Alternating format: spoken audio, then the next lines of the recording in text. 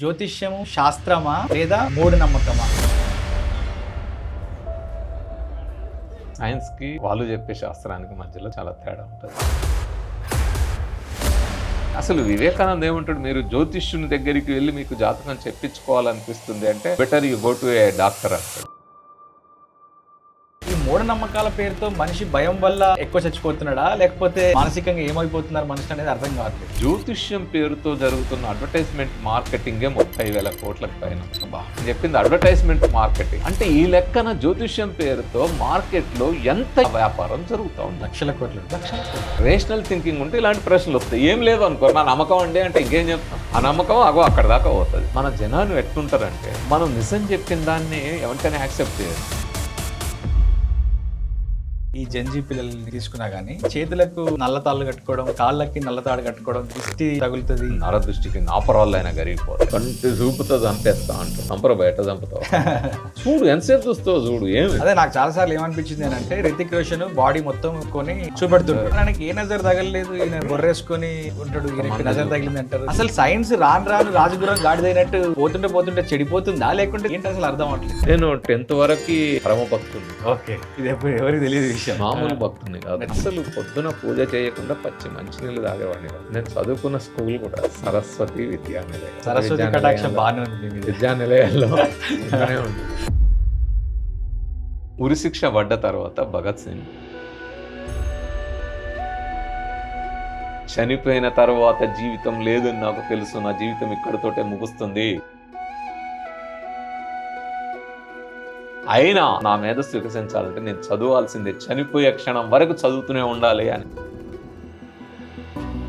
భగత్ సింగ్ చనిపోయే ముందు కూడా why I am an atheist అని ఒక డాక్యుమెంట్ రాశారు. అంటే దేవుణ్ణి నమ్మని వాళ్ళందరూ అహంకారులు, అహంభావులు, ఇట్లాంటి భావజాలం ఉంటుంది. అప్పుడు ఆయన చెప్తారు, ఇది అహంభావం కదా, అహంకారం కాదు, నిజాన్ని గ్రహించారు. నాకు తెలుసు భద్రమైన జీవితం నుంచి నేను మాట్లాడదు, మరణం అంచు నుంచే మాట్లాడు. చివరి దశలో తన ఉల్కంబం ఎక్కే ముందు తన భావాలను ఏ విధంగా ప్రకటించారు, ఎంత ఉన్నతంగా, ఎంత స్పష్టంగా, ఎంత దృఢంగా, ఏమాత్రం శశబిషలు లేకుండా.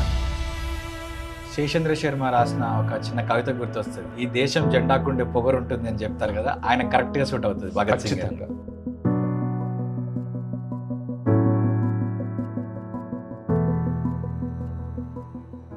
ఈ పోడ్కాస్ట్ వల్ల ఖచ్చితంగా మీ యొక్క మనోభావాలు దెబ్బతింటాయి. కానీ ఈ పోడ్కాస్ట్ ఉద్దేశం మీ మనోభావాలు దెబ్బతీయడం కాదు, మిమ్మల్ని మాక్ చేయడం కాదు, మీ యొక్క బిలీఫ్ సిస్టమ్ ని మేము తప్పుపట్టడం కాదు. కాకపోతే భారతదేశము ఈ మూఢనమ్మకాల వల్ల, ఈ యొక్క అపనమ్మకాల వల్ల ఎంత నష్టపోతుంది, ముఖ్యంగా 150 కోట్ల మంది భారతీయుల్లో 70 కోట్ల మంది యువత ఉన్నారు. ఈ యువత ఎంత నష్టపోతుందని తెలియజేసే ఒక పోడ్కాస్ట్. ఒకవేళ గనక మా ఈ ప్రయత్నం మీకు నచ్చితే మా ఛానల్ ని సబ్స్క్రైబ్ చేసి మమ్మల్ని ఎంకరేజ్ చేయండి. ఒకవేళ ఈ పోడ్కాస్ట్ మీకు నచ్చితే నలుగురితో షేర్ చేయండి. థ్యాంక్ యూ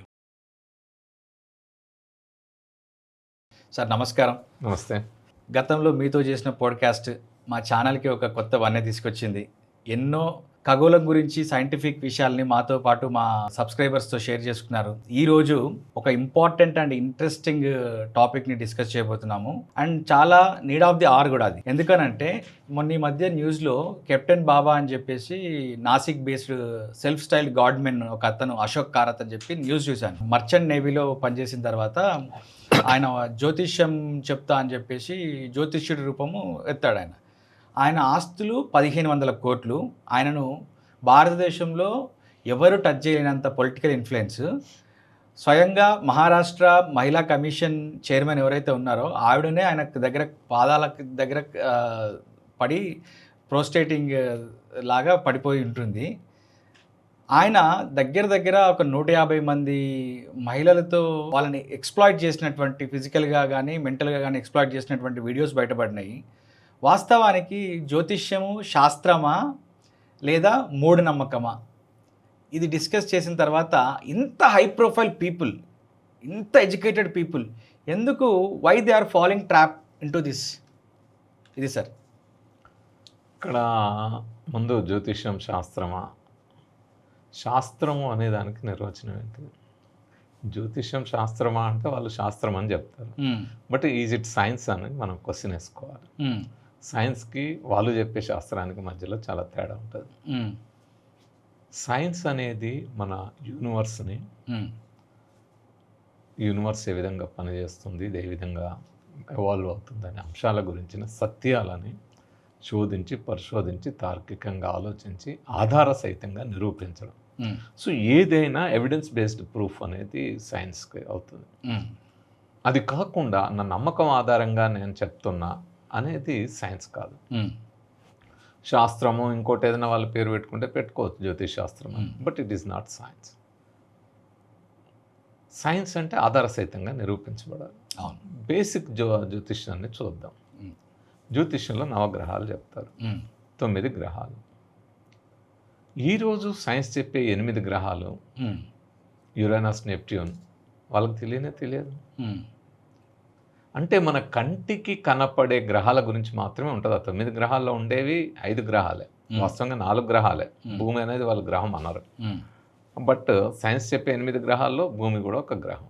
సూర్యుని చుట్టూ తిరుగుతున్న గ్రహాల్లో భూమి కూడా ఒకటి. వాళ్ళు ఏం చెప్తారు, సూర్యుడు చంద్రుడు కూడా గ్రహాలే అంటారు. నవగ్రహాల్లో మీకు సూర్యుడు చంద్రుడు ఉంటారు, తర్వాత రాహుకేతువులు ఉంటారు. ఇప్పుడు సూర్యుడు చంద్రుడు గ్రహాలు కావు. సూర్యుడు అనేది నక్షత్రం, స్టార్. చంద్రుడు అనేది ఉపగ్రహం. రాహుకేతువులు అనేవి లేవు, అవి వాళ్ళ కల్పనలు, వాళ్ళ కల్పితాలే. సో అంటే బేసికే పోయింది. ఓకే, అయితే వాటిలో మనం గమనించాల్సింది ఖగోళ విజ్ఞానం ఎలా అభివృద్ధి చెందుతుంది ఏంటిది అనేదానికి మళ్ళీ అప్పుడేమంటారంటే ఆస్ట్రానమీ, ఆస్ట్రాలజీ. ఆస్ట్రానమీ అనేది సైన్స్, ఆస్ట్రాలజీ అనేది ఒక సూపర్ స్టిషన్. ఈ రెండింటి మధ్యలో తేడా అయింది. ఆస్ట్రానమీ అనేది ఖగోళానికి సంబంధించిన, అంతరిక్షంలో మన యూనివర్స్కి సంబంధించిన అనేక సత్యాలని ఆధార సహితంగా నిరూపించేది ఆస్ట్రానమీ. అదొక సైన్స్. అది ఎక్కడి నుంచి మొదలైంది? చాలామంది ఏమంటారంటే మీరు టెలిస్కోప్ లేని కాలంలోనే పంచాంగ గణన ఉంది కదా అని. టెలిస్కోప్ లేని కాలంలోనే అనేక నాగరికతలు మనం ప్రపంచవ్యాప్తంగా ఉండే సివిలైజేషన్స్ చూసుకుంటే, అది గ్రీకా, లేకపోతే బాబిలోనియన్ సివిలైజేషను, లేకపోతే మన చైనీస్, అనేక మన ఇండస్ వ్యాలీ సివిలైజేషను, ఇట్లాంటి అనేక నాగరికతలు వాళ్ళ సమాజాల్లో వాళ్ళు అక్కడ ఉండే పరిస్థితుల్ని, అక్కడుండే ఆకాశంలో జరిగే ఘటనల్ని, నక్షత్రాల కదలికల్ని, గ్రహాల కదలికల్ని గమనించి వాళ్ళకి అనేక గణనాలు తయారు చేసుకున్నారు. మనకు మయన్ క్యాలెండర్ తెలుసు, మయన్స్ కూడా ఒక క్యాలెండర్ తయారు చేసుకున్నారు, రోమన్స్ క్యాలెండర్, ఇట్లా రకరకాల క్యాలెండర్స్ ఉన్నాయి. అట్లా ఎవరి గణన వాళ్ళు తయారు చేసుకున్నారు. అట్లాగే ఇండియాలో కూడా తయారు చేసుకున్నారు. అయితే ఈ గణన కూడా ఎట్లా తయారైంది? ఇప్పుడు గ్రహాలను ఎట్లా కనుగొన్నారు? నేను గతంలోనే మనం పోడ్కాస్ట్లో మాట్లాడుకున్నాం. ఏంటది, మన నారాయణపేట జిల్లా మక్కల్ దగ్గర ముడిమాల గ్రామంలో నిలువురాళ్ళు. అంటే అట్లా రాళ్ళు పాతుకొని, ఆ రాళ్ళ యాంగిల్స్ ఒక్కొక్క యాంగిల్లో పాతుకొని వాళ్ళు ఆ విధంగా ఖగోళాన్ని అబ్జర్వ్ చేసేవాళ్ళు. అంతరిక్షాన్ని ఆ విధంగా పరిశీలించి ఆ కదలికలు, సూర్యుడి కదలిక ఎట్లుంది, ఆ షాడో ఎక్కడ పడతా ఉంది, ఆ రాయి షాడో ఏ రోజు ఎక్కడ పడింది, ఏం జరిగింది, ఎందుకు మార్పులు ఉన్నాయి, ఇట్లా రకరకాల అబ్జర్వేషన్స్ కొన్ని వందల సంవత్సరాలు, ఒక్కరోజు కాదు, అంటే కొన్ని తరాలుగా ఆ రకమైన అబ్జర్వేషన్స్ చేసిన ఫలితంగానే ఖగోళ విజ్ఞానం అభివృద్ధి చెందింది. సో భారతదేశంలో కూడా అభివృద్ధి చెందిన దానికే మన కార్యభట్ట స్థాయిక సైంటిస్టు మన దగ్గర కనపడతారు. సో ఆ విధంగా తయారైంది. కానీ మరి ఈ జ్యోతిష్యం మూఢనమ్మకం ఎప్పుడు వచ్చి చేరింది? వరాహమిహిరుడు ఇలాంటి వాళ్ళు, ఆ తర్వాత రాయబడిన పరాశర స్మృతి లాంటి పరాశర బృహజ్జాతకాలు, హోరాలు, ఇలాంటివన్నీ వచ్చి చేరి ఇది మూఢత్వంలోకి మారింది. అందుకే హిందూ మతాన్ని ప్రపంచవ్యాప్తంగా పాపులరైజ్ చేసిన వివేకానంద్ అనే ఒక మాట అంటాడు. ఓకే, వివేకానంద్ ఏమంటాడంటే, భారతీయ సైన్స్ ఖగోళ విజ్ఞానం, ఈ సైన్స్ మనం ఈ సైన్స్ని గ్రీకులకు ఇచ్చి వాళ్ళ దగ్గర ఉండే జ్యోతిష్యం అనే మూఢత్వాన్ని మనం ఎత్తుకున్నాం అంటాడు. ఓకే, సో ఇది మనది కాదు అంటాడు వివేకానంద. అందుకని అసలు వివేకానంద ఏమంటాడు, మీరు జ్యోతిష్యుని దగ్గరికి వెళ్ళి మీకు జాతకం చెప్పించుకోవాలనిపిస్తుంది అంటే better you go to A doctor అంటాడు. అంటే నువ్వు ఒక డాక్టర్ దగ్గరికి వెళ్ళి ట్రీట్మెంట్, నీకు ఏదో లోపం ఉందని, మానసికంగా ఏదో లోపం ఉందని అర్థము, నువ్వు ఒక జ్యోతిష్యుడి దగ్గర పోయి తీసుకోవాలంట. సో అందువల్ల అంతా ఓపెన్గా దయానంద సరస్వతి అంటాడు, అసలు ఈ జన్మపత్రాలు ఏవైతే వీళ్ళు జ్యోతిష్యం చెప్పడం, జన్మపత్రాలు ఏవైతే ఉంటాయో అవన్నీ కపట పత్రాలు, వాళ్ళ దోపిడీ కోసం వాళ్ళు తయారు చేసినాయి అంటాడు. సో ఇంత స్పష్టంగా దయానంద సరస్వతి, వివేకానంద లాంటి వాళ్ళు కూడా, అంటే వాళ్ళు ఆ మతాన్ని ప్రమోట్ చేసేవాళ్ళు, దైవాన్ని నమ్మేవాళ్ళు, మతాన్ని నమ్మేవాళ్ళు, వేదాల్ని నమ్మేవాళ్ళు, వాటిని ఆచరించిన వాళ్ళు, వాటిని ప్రచారం చేసిన వాళ్ళు. ఓకే. సో వాళ్ళే ఇంత స్పష్టంగా జ్యోతిష్యం మీద చెప్తూ ఉంటే ఇంకా జ్యోతిష్యం పేరుతో ఇలా జరుగుతుంది అనేది ఇది చాలా దారుణమైన అంశం కదా. భారతదేశంలో మనము ఈ మీడియాలో కనుక చూసుకుంటే జ్యోతిష్యం పేరుతో జరుగుతున్న అడ్వర్టైజ్మెంట్ మార్కెటింగే 30,000 కోట్లకు పైన ఉంది. అబ్బా. నేను చెప్పింది అడ్వర్టైజ్మెంట్ మార్కెటింగ్. ఓకే. అంటే ఈ లెక్కన జ్యోతిష్యం పేరుతో మార్కెట్లో ఎంత వ్యాపారం జరుగుతూ ఉంది. లక్షల కోట్లు. లక్షల కోట్లు. ఈ అడ్వర్టైజ్మెంటే 30,000 కోట్లు పెట్టగలుగుతున్నారంటే ఇక ఎన్ని లక్షల కోట్ల వ్యాపారం, ఎన్ని లక్షల కోట్ల మోసం జరుగుతాం. అవును. ఇది ఒక భాగం. ఇక ఈ కారత్ లాంటి వాళ్ళ విషయాల్లో మనం చూసింది రెండోది. అంటే ఒకవైపు ఆర్థిక దోపిడీ, రెండో వైపు లైంగిక దోపిడీ. మహిళలు పోతే ఇంకా వాళ్ళని రకరకాలుగా చేయడం. ఇది కారత్ మొదటివాడు కాదు, చివరివాడు కాదు. ఈ అశోక్ కారత్ అనేవాడు. It's not a first person are last person. ఇది జరుగుతూనే ఉంది. మనం అంతకుముందు చూసినాం కదా అసరం బాపూజీ లైంగిక వేధింపుల కేసులోనే ఆయన చిన్న పాపని ఆయన జైలుకి వెళ్ళాడు, శిక్ష పడింది. ఆయనే స్టేట్మెంట్ ఇచ్చిండు, బ్రహ్మజ్ఞానులకు రేపు పాపం కాదన్నాడు. కరెక్ట్. ఇలాంటి స్టేట్మెంట్ కూడా ఇచ్చారు. సో డేరా బాబాని చూసాము, అనేక మందిని చూసాము, రాంపాల్ లాంటి వాళ్ళని చూసాము, చాలామంది.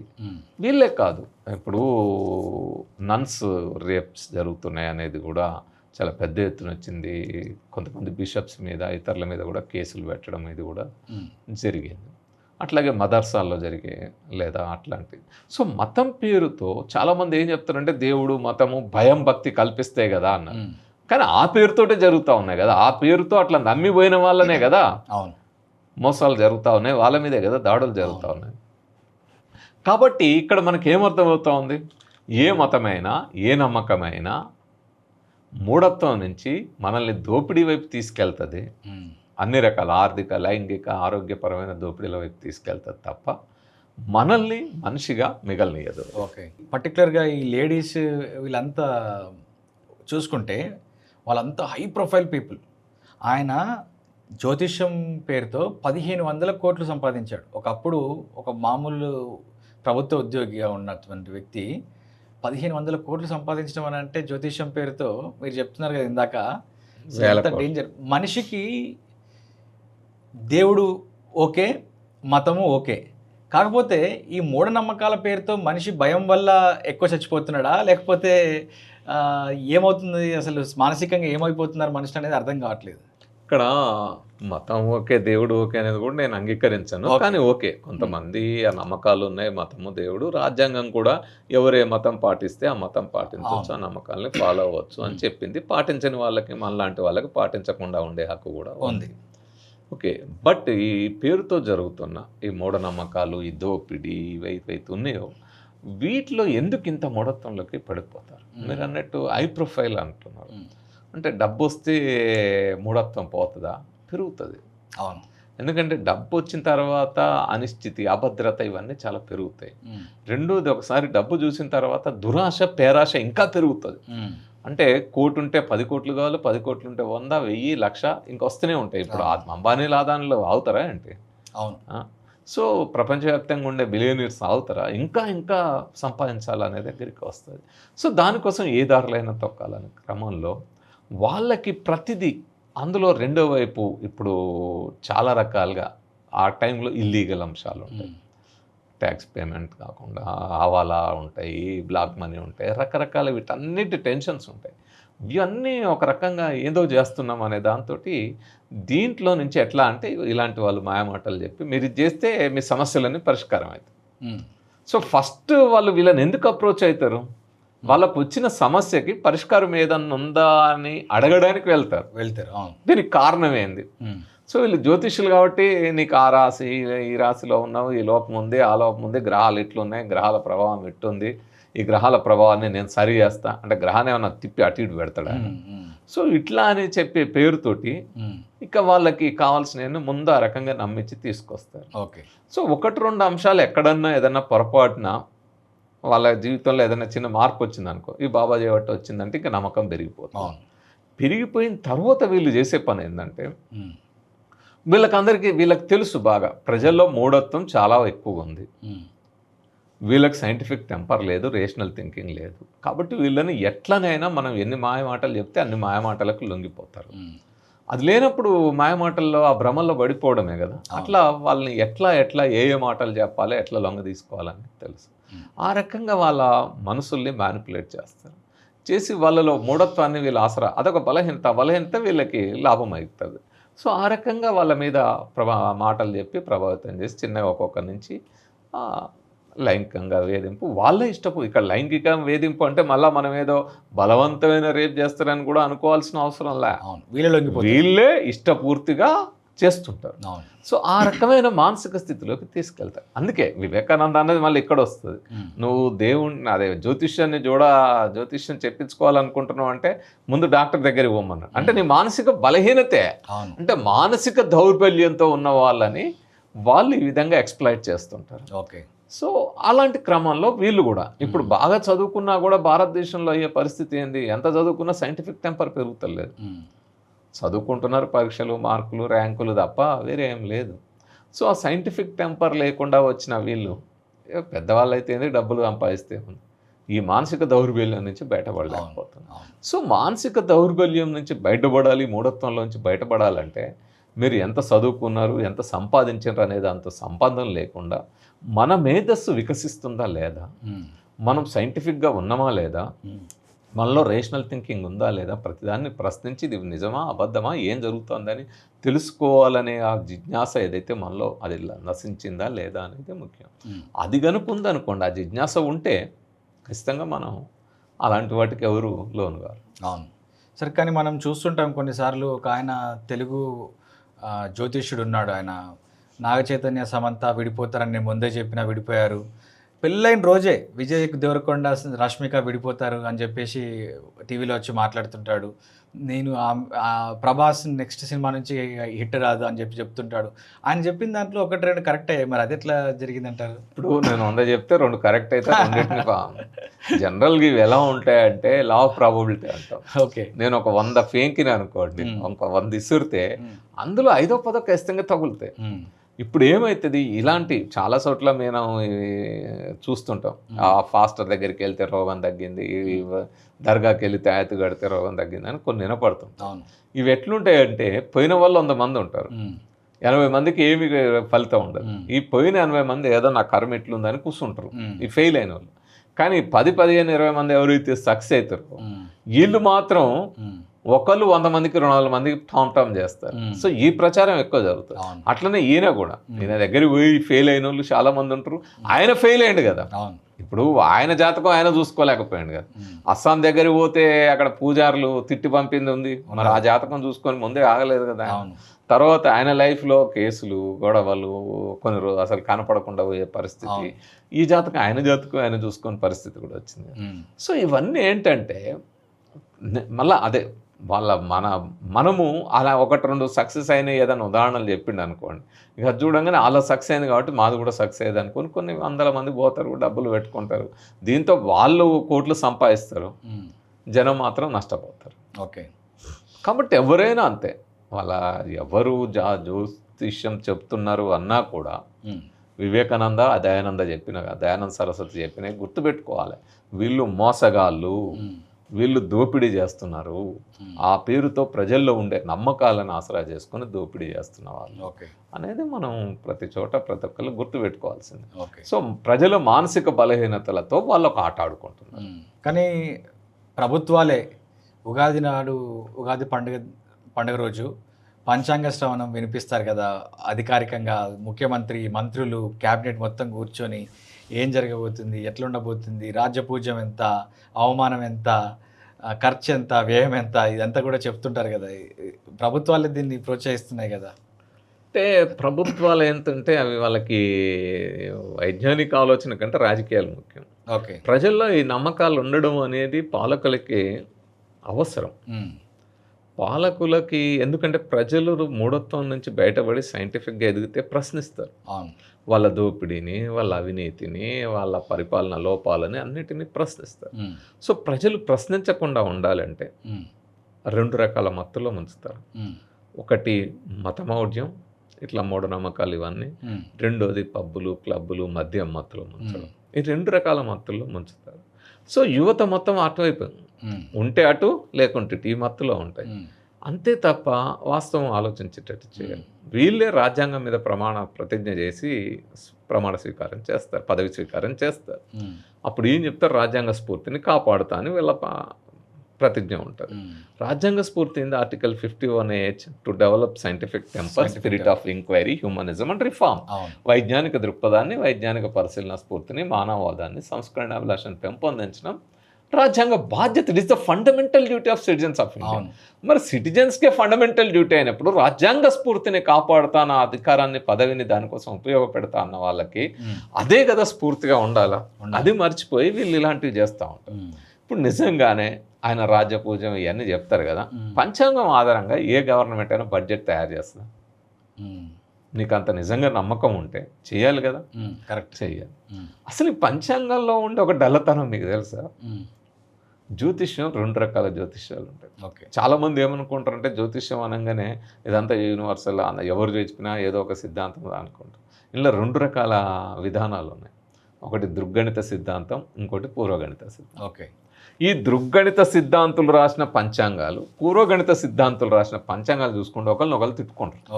నేను ఒకసారి చూపెట్టిన పంచాంగాలు, కొన్నిసార్లు అయితే ఆ దూషణ మనం చదవలేకుండా ఉండేటట్టు ఉంటాయి దూషణ. మరి పంచాంగంలో వీళ్ళు తిథులు, ముహూర్తాలు, వర్జాలు ఇవి చెప్తున్నారా, లేక ఈ దృగ్గణితం వాళ్ళు పూర్వగణితం వాళ్ళని దృగ్గణిత వాళ్ళని తిట్టుకోవడమేనా? ఇది చాలా వార్ జరుగుతుంది అందులో. పంచాంగాల్లో కనుక మనం వాస్తవంగా చదివితే అందులో చాలా అసంబద్ధమైన అంశాలు కూడా ఉంటాయి. అసలు ప్రభుత్వాలు అక్కడికి పోయినప్పుడు తలదించుకోవాలి సిగ్గుతో.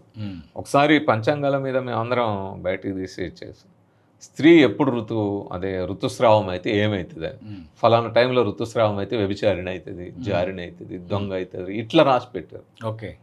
ఫస్ట్ మెచ్యూరిటీ అయితే అంటే ఇక అసలు ఆడవాళ్ళని ఆ టైం చూసుకొని వీళ్ళు ఏంది అనేది డిసైడ్ చేస్తారు ఎవరన్నా.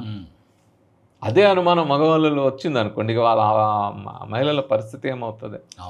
ఆ తరువాత మనందరము దాని మీద పెద్ద ఎత్తున చేసిన తర్వాత ఇప్పుడు రాయడం కొంత తగ్గినట్టుంది, మొత్తం తగ్గిందని. సో ఇట్లాంటి చాలా అంశాలు ఉంటాయి పంచాంగాలు. మనం లోతుకి వెళ్తే పైపైన చెప్పే వాళ్ళు ఆ రోజు చదివి ఇది ఒక అంశం. రెండోది, మీరు పంచాంగాలు చదివే వాళ్ళని గమనించండి.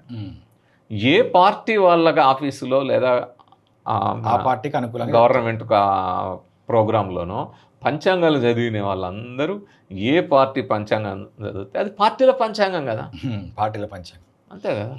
ఇప్పుడు చంద్రబాబు నాయుడికి రాజయోగం ఉందంటాడు, జగన్కి రాజయోగం ఉందంటాడు, పవన్ కళ్యాణ్కి రాజయోగం ఉందంటాడు. మూడు ఆఫీసుల్లో అదే చెప్తారు కదా.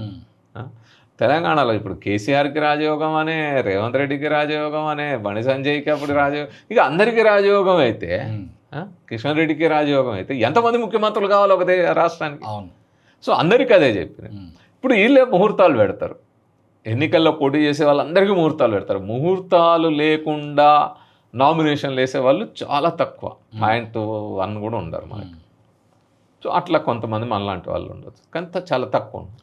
సో ముహూర్తాలు వీళ్ళే పెడతారు. పెట్టినప్పుడు మరి అందరికీ ముహూర్తాలు పెడితే ఎవరు గెలుస్తారు? ఒక్కరే గెలుస్తారు. ఇప్పుడు 3 ముహూర్తాలు పెడితే 3 గెలుస్తారా? మరి ఎందుకు ఈ ముహూర్తాలు ఎందుకు పెట్టారు? అంటే డబ్బుల కోసం కదా. నిజంగానే ఆయనకు తెలిస్తే నేను ఫలానా ఆయన గెలుస్తాడు, నేనెందుకు ముహూర్తం పెట్టాలి, నీకు ముహూర్తం పెడితే అనవసరంగా నా శాస్త్రానికి ద్రోహం చేసినట్టు అనుకోవడం. సో అట్లా కాకుండా ముహూర్తాలు పెడతారు, అందరికీ ముహూర్తాలు పెడతారు. మరి ఒక్కరే గెలుస్తారు, ఎందుకు గెలుస్తారు? ఒక్కరే ముహూర్తాలు పెట్టిన వాళ్ళు అందరికి గెలవాలిగా. సో ఇట్లా ప్రతిదీ మనం అంటే రేషనల్ థింకింగ్ ఉంటే ఇలాంటి ప్రశ్నలు వస్తాయి. ఏం లేదు అనుకో, నా నమ్మకం అండి అంటే ఇంకేం చెప్తాం? ఆ నమ్మకం అక్కడ దాకా పోతుంది. కాదండి, మనం కష్టపడి పనిచేయాలి, మనం ఒక పనిని తీసుకున్నామంటే కన్సిస్టెంట్గా హార్డ్ వర్కింగ్గా చేయాలి అని చెప్పి నేను ఎవరితో మాట్లాడినప్పుడు, కేసీఆరే చండీయాగం చేసుకుని అది కట్టుకుంటాడు, మీరు లెక్కన అని చెప్పి మాట్లాడిన వాళ్ళు నాకు. కేసీఆర్ అంటే చండీయాగం చేయడం వల్ల ఓడిపోయింది అంటారా? ఇప్పుడు కేసీఆర్ చండీయాగం చేసిన తర్వాత గెలవలే కదా రైట్ ఎన్నికల్లో. ఆయన శాశ్వత ముఖ్యం. అంతకుముందు గెలిచాడు, యాగంతో గెలిచాడా? నేను అనేది అదే. కేసీఆర్కి ముహూర్తం పెట్టారు, కేసీఆర్తో యాగం చేయించారు, రవీంద్ర రెడ్డితో యాగం చేయించారు, చంద్రబాబుతో యాగాలు చేయించారు, జగన్తో యాగాలు చేయించారు. జగన్కి ఆయన ఏ విశ్వాసాన్ని నమ్మినా ఆయన కూడా యాగాలు చేసాడు. సో యాగాలు చేస్తే ఎందుకు కాలే? మరి మంత్రులు అయితే అందరూ కావాలి కదా.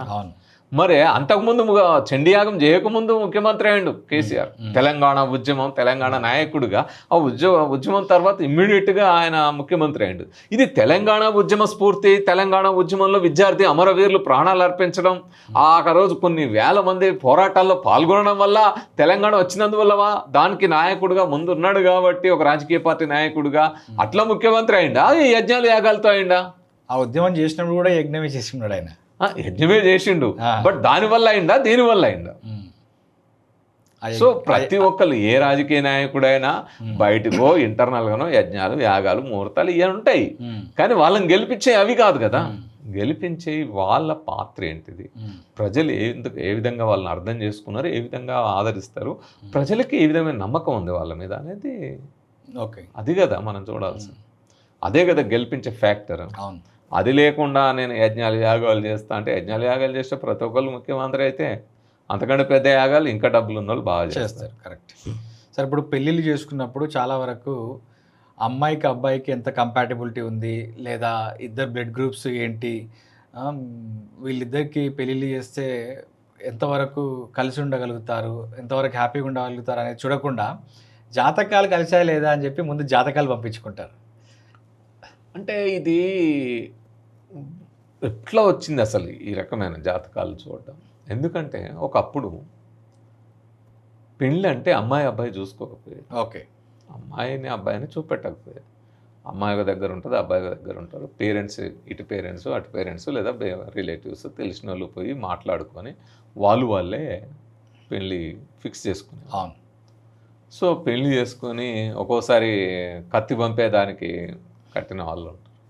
సో మొత్తంగా పెళ్ళి అయిన తర్వాత అసలు సుముహూర్తం అంటే ఏంది పెళ్ళిలో? ఆ తెర అడ్డం పెట్టి ఫస్ట్ టైము వధువు వరుడు చూసుకోవడమే సుముహూర్తం. ఓకే. అప్పుడే కదా పరదా తొలగించి, అందులో ముందు పరదా కూడా కాదు, ముందు అదేంది ఆ పెరుగులోనో ఎందులోనో తేనెలోనో చూపెట్టి ఆ తర్వాత ఏదో తీస్తారు, మదపరకం అంటారు కదా. సో అట్లాంటిది ఏదో చేస్తారు. సో సుముహూర్తం అంటే ఫస్ట్ అది తెర తొలగించి అప్పుడే ఫస్ట్ టైం చూసుకోవాలి. అంటే పెళ్లిలోనే చూసుకోవాలి వాళ్ళిద్దరు ఒకరినొకరు, అప్పుడే భార్యాభర్తలు అవుతారు. సో ఆ కాలంలో వీళ్ళిద్దరికి తెలియకుండా ముందే చేశారు. అందులో చిన్నపిల్లలకి బాల్య వివాహాలు, అష్టావర్షే భవేత్ కన్యా అన్నారు కాబట్టి అదో ఊర్దో రజస్వల. రజస్వల అయితే పెళ్లి పనికిరాదు, రజస్వల కాకముందే పెళ్లి చేయాలి. ఒకవేళ పెళ్లి కాకముందు రజస్వల అయితే తండ్రి పున్నామ నరకానికి వెళ్తాడని చెప్పారు కదా. అందుకని 8 ఏళ్లకే పెళ్లి చేయాలి. సో 8 ఏళ్లకి అమ్మాయి 8 ఏళ్లకి ఆ కాలంలోనే పెళ్లి చేసిన పరిస్థితి ఉన్నప్పుడు వాళ్ళు ఒకరినొకరు చూసి తెలుసుకోరు కాబట్టి వీళ్ళ భవిష్యత్తు ఏ విధంగా ఉంటుందని ఒక అపనమ్మకంతో ఇక వాళ్ళు జాతకాల మీద ఆధారపడి ఏం జరుగుతుంది అనేది. ఓకే. ఇప్పుడు 21 ఏళ్లలో పెళ్లి చేసుకోవద్దని చట్టమే చెప్తాం. సో 21 ఏళ్ళు వచ్చిన తర్వాత, ఇద్దరు మేజర్స్ అయిన తర్వాత, ఇద్దరికి మెచ్యూరిటీ వచ్చిన తర్వాత, మానసికంగా కూడా మెచ్యూరిటీ వచ్చిన తర్వాత, లైఫ్లో సెటిల్ అయిన తర్వాత ఒకరినొకరు అర్థం చేసుకుని మానసికంగా ఒకరినొకరు అర్థం చేసుకోవాలి తప్ప జాతకాలు ఏం చేస్తాయి? జాతకాలు చూసి సరిపోయిందని చేసిన పెళ్ళిళ్ళు చాలా కష్టాల పాలైనాయి, వరకట్న హింసలు అవుతా ఉన్నాయి, వరకట్న దాడులు అయినాయి, హత్యలకు గురైన వాళ్ళు ఉన్నారు. ఇటు అబ్బాయి ఈ మధ్య అట్లా జాతకాలు చూసి పెళ్లి చేసిన వాళ్ళని కొంతమంది అక్కడ అడపదడప అమ్మాయిలు కూడా అబ్బాయిల్ని చంపుతున్న పరిస్థితి ఉంది. అమ్మాయిల్ని అయితే ఇక వరకట్న చావు లెక్కలేవు. సో ఈ రకంగా హింసలు, కట్నం తక్కువైందని రకరకాల పేరుతో హింసలు, రకరకాల ఇవన్నీ జరుగుతూ ఉన్నాయి కదా. మరి ఎక్కడ జాతకాలు ఆపలేదే? జాతకాలు లేకుండా ఏమి చూడకుండా కేవలం దండల పెళ్లిలో లేదా రిజిస్ట్రేషన్స్లో పెళ్లిళ్ళు చేసుకున్న వాళ్ళు చాలా హాయిగా బతుకుతున్న వాళ్ళు కూడా ఉన్నారే. అవును. సో ఇక్కడ జాతకాలకి పెళ్లికి లింకు పెట్టడమే అసమంజసం. దానికి దీనికి ఏం సంబంధం? ఒక 2 మనసులు కలవడం, ఇద్దరు ఒకరినొకరు అర్థం చేసుకోవడం, వాళ్ళ జీవితం అంటే ఏందో తెలియడం, మన ఇద్దరం కలిసి సాగించబోయే జీవితం ఏ విధంగా ఉండాలి, మన పిల్లలు, భవిష్యత్తు, సమాజము, కుటుంబము, రేపొద్దున దేశంలో వచ్చే మార్పులు, వాటన్నిటిని అవగాహన చేసుకుంటూ నేను ఏ విధంగా మెలుగుతాం అనేది వాళ్ళిద్దరి మధ్యలో ఉండే అవగాహన అది.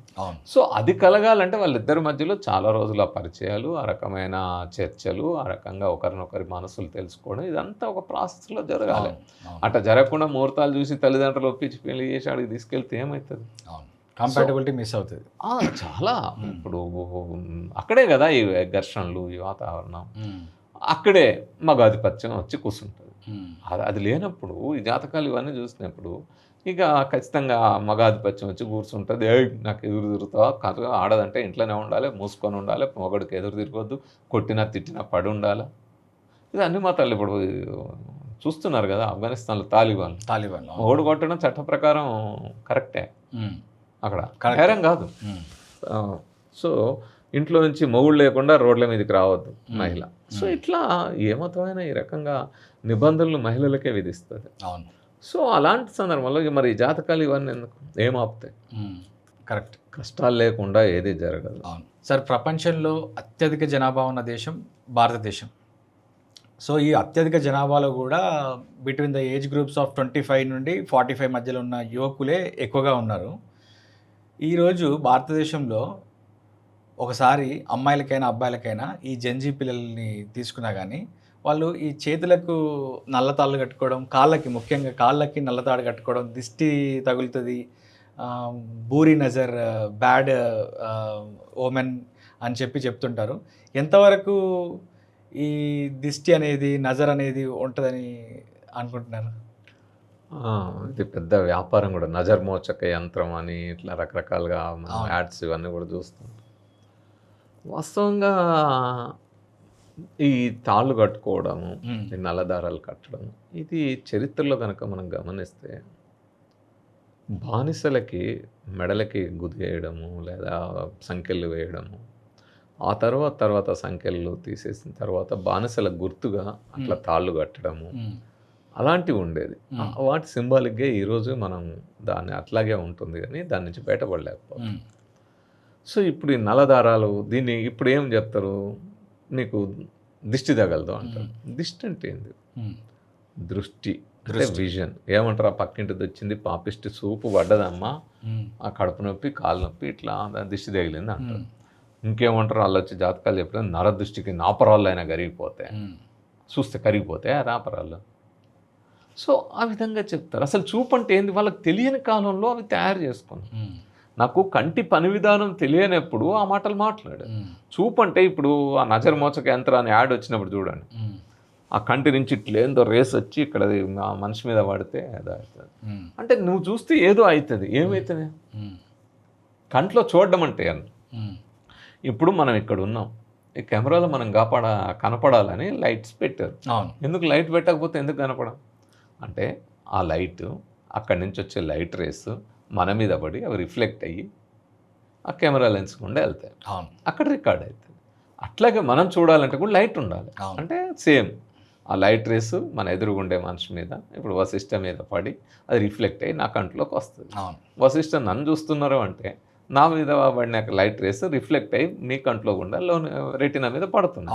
సో ఇప్పుడు నేను చూస్తున్నా అంటే అర్థం బయట నుంచి లైట్ రేస్ కంటిలోకి వస్తాయా, కంట్లో నుంచి ఏమైనా బయటకు వెళ్తాయా? Is there anything? ఏదైనా కంటిలో నుంచి ఏదైనా బయటకు వచ్చేది ఉందా? నేను ఇట్లా చూస్తా అట్లా చూస్తా, అదేదో సినిమాలో డైలాగ్ ఉంటుంది, కంటి చూపుతో చంపేస్తా అంటాడు. సంప్ర బయట చంపుతావు చూడు, ఎంతసేపు చూస్తావు చూడు, ఏమవుతుంది? ఇప్పుడు ఒక రాజకీయ నాయకుడు మాట్లాడతారు, ఎదురుగా 1,00,000 మంది ఉన్నారు, ఓ 2 లక్షల కళ్ళ ఆయన చూస్తే ఏమవుతుంది? అదే నాకు చాలాసార్లు ఏమనిపించింది అని అంటే, రితిక్ రోషన్ బాడీ మొత్తం ఒప్పుకొని చూపెడుతుంటాడు, మరి ఆయనకి ఏ నజర్ తగలలేదు, ఈయన బొర్రేసుకొని ఉంటాడు, ఈయనకి నజర్ తగిలింది అంటారు. అసలు నాకు అదే అర్థం కాలేదు. ఇప్పుడు ఎంతమంది చూస్తారు మీటింగ్లలో పోయినప్పుడు, వాళ్ళందరి అసలు కంట్ల నుంచి ఏమొస్తుంది? ఫస్ట్ బేసిక్ క్వశ్చన్ అంటే వాళ్ళకి కంటి పని విధానం గురించి తెలియని వాళ్ళు చెప్పే దృష్టి మాటలు. ఈ దిష్టి తగిలింది, దిష్టి తీయాలి గుమ్మడికాయతోటి, దాంతో ఇంతకుముందు దిష్టి బొమ్మలు కట్టాలి, ఈ రకరకాలు వస్తాయి. అసలు దిష్టి బొమ్మలు ఎందుకు కడతారు? మన ఊర్లలో దిష్టి బొమ్మలు ఎందుకు కడతారు? పొలాల్లో పక్షులు రాకుండా భయపడి రావు. మన పంట ఆడ జొన్న కంకులు మొక్కజొన్నలు ఉంటే పక్షులు వచ్చి గింజలు తినిపోతాయి, వరి కంకులు.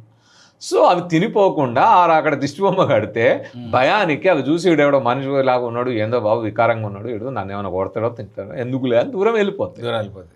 అంతేగాని వాటికి దిష్టి తగిలి ఆగిపోవు కదా. అట్లా వచ్చిన దిష్టి బొమ్మను మన ఇంటి ముందు పెట్టుకొని అవి పక్షులు భయపడిపోవడానికి పెట్టిందే తప్ప, ఎవరో మనిషి చూస్తే ఆ మనిషి నర దృష్టి పడితే దాని నుంచి ఏం కాపాడుతుంది? కరెక్ట్. కాబట్టి ఇట్లా అంటే లాజికల్ థింకింగ్ లేకపోతే ఇలాంటివి అవుతాయి. సమస్య ఏంటంటే మన యువతను ఆ రకంగా తయారు చేస్తున్నాం. భారతదేశానికి ఉన్న అద్భుతమైన రిసోర్స్ ఏదైనా ఉందంటే అది హ్యూమన్ రిసోర్స్, యూత్. అందులో యూత్. ఈ యూత్ని ఎలా వాడాలా? యూత్ అంటే యూత్ అయినా ఒక మనిషి అంటే ప్రతి ఒక్కరిని మనిషి అంటే కాళ్ళు చేతులు కాళ్ళు ముక్కు చూస్తారు, అందంగా ఉన్నాడా లేదా అని చూస్తారు. నేనేం చూస్తా అంటే నేను టీచర్లకు కూడా చెప్తా, మీ ఎదురుగా ఒక 40 మంది కూర్చున్నారంటే 40 brains are there. You are training the 40 brains. So మనం ఇప్పుడు కోట్లాది మంది యువతి యువకులు ఉన్నారు అనుకుంటే దాదాపు ఒక 70-80 కోట్ల మంది యువతి యువకులు భారతదేశంలో ఉన్నాయంటే 70-80 కోట్ల బ్రెయిన్స్ మన దగ్గర ఉన్నాయి. ఈ బ్రెయిన్స్ సైంటిఫిక్గా ఎదిగితే వీటి ఈ 70-80 కోట్ల మేధస్సు కనుక వికసిస్తే వాళ్ళు సైంటిఫిక్గా ఆలోచిస్తే మనం ప్రపంచంలో ఎక్కడ నిలబడాలి? ఇంత వనరు ఇంకే దేశానికి లేదు. మరి లేనప్పుడు ఈ వనరుని ఎట్లా వాడాలా? మూఢత్వం చుట్టూ తిప్పి, పబ్బులు క్లబ్బులు మద్యం చుట్టూ తిప్పి, డ్రగ్స్ చుట్టూ తిప్పి, సినిమాల చుట్టూ, ఫ్యాన్ ఫెయిర్ చుట్టూ, వీటి చుట్టూ తిప్పుతూ ఉన్నప్పుడు వీళ్ళు నూతిలోని కప్పల్లాగా మధురాతి చిప్పల్లాగే మిగిలిపోతారు కదా. ఒక నిత్య నూతన వికసిత విజ్ఞానవంతులుగా ఎదగడము అనేది ఎప్పుడు జరుగుతుంది భారతదేశంలో? 1600 ఏళ్ల క్రితమే ఆర్యభట్ట గ్రహణాలకు కారణం సూర్యుడు చంద్రుడి నీడ భూమి మీద పడ్డం, భూమి నీడ చంద్రుడి మీద పడ్డం అని చెప్తే 1600 ఏళ్ల క్రితమే మేధస్సు భారతదేశంలో అంతటి మేధ ఉంటే 1600 ఏళ్ల తర్వాత 21వ శతాబ్దంలో ఇప్పుడు కూడా ఈ యువకుల్ని మీరు బయటికి రావద్దు, ఆ టైంలో బయటికి రావద్దు, ఆహారం తినొద్దు, మీరు తలుపులు వేసుకొని ఉండండి, గర్భిణీ స్త్రీలు మంచం దిగొద్దు, ఇలాంటివి చెప్తూ ఉంటే ఈ మేధస్సు ఎక్కడ ఎదుగుతుంది? విజ్ఞానవంతులుగా ఎలా ఎదుగుతామో? వాళ్ళు 100,000 కోట్లు సంపాదించుకోవచ్చు మూఢత్వాన్ని ప్రచారం చేసేవాళ్ళు, కానీ మన యువతని వైజ్ఞానికంగా ఎప్పుడైతే యువత మేధస్సు వికసిస్తుందో అప్పుడే దేశం అభివృద్ధి పదాన భారతీయ సమాజం, భారత సమాజం వికాసం వైపు పయనిస్తుంది. అవును సార్, ఒక విషయం నిజమా కాదా అని చెప్పి ఫ్యాక్ట్ చెక్ చేయడం కోసము ChatGPT, జెమినై, గ్రోక్ లాంటి దాన్ని క్వశ్చన్ అడిగితే అది ఎగ్జాక్ట్గా మనకు ఆన్సర్ ఇచ్చే ప్రయత్నం చేస్తుంది అది.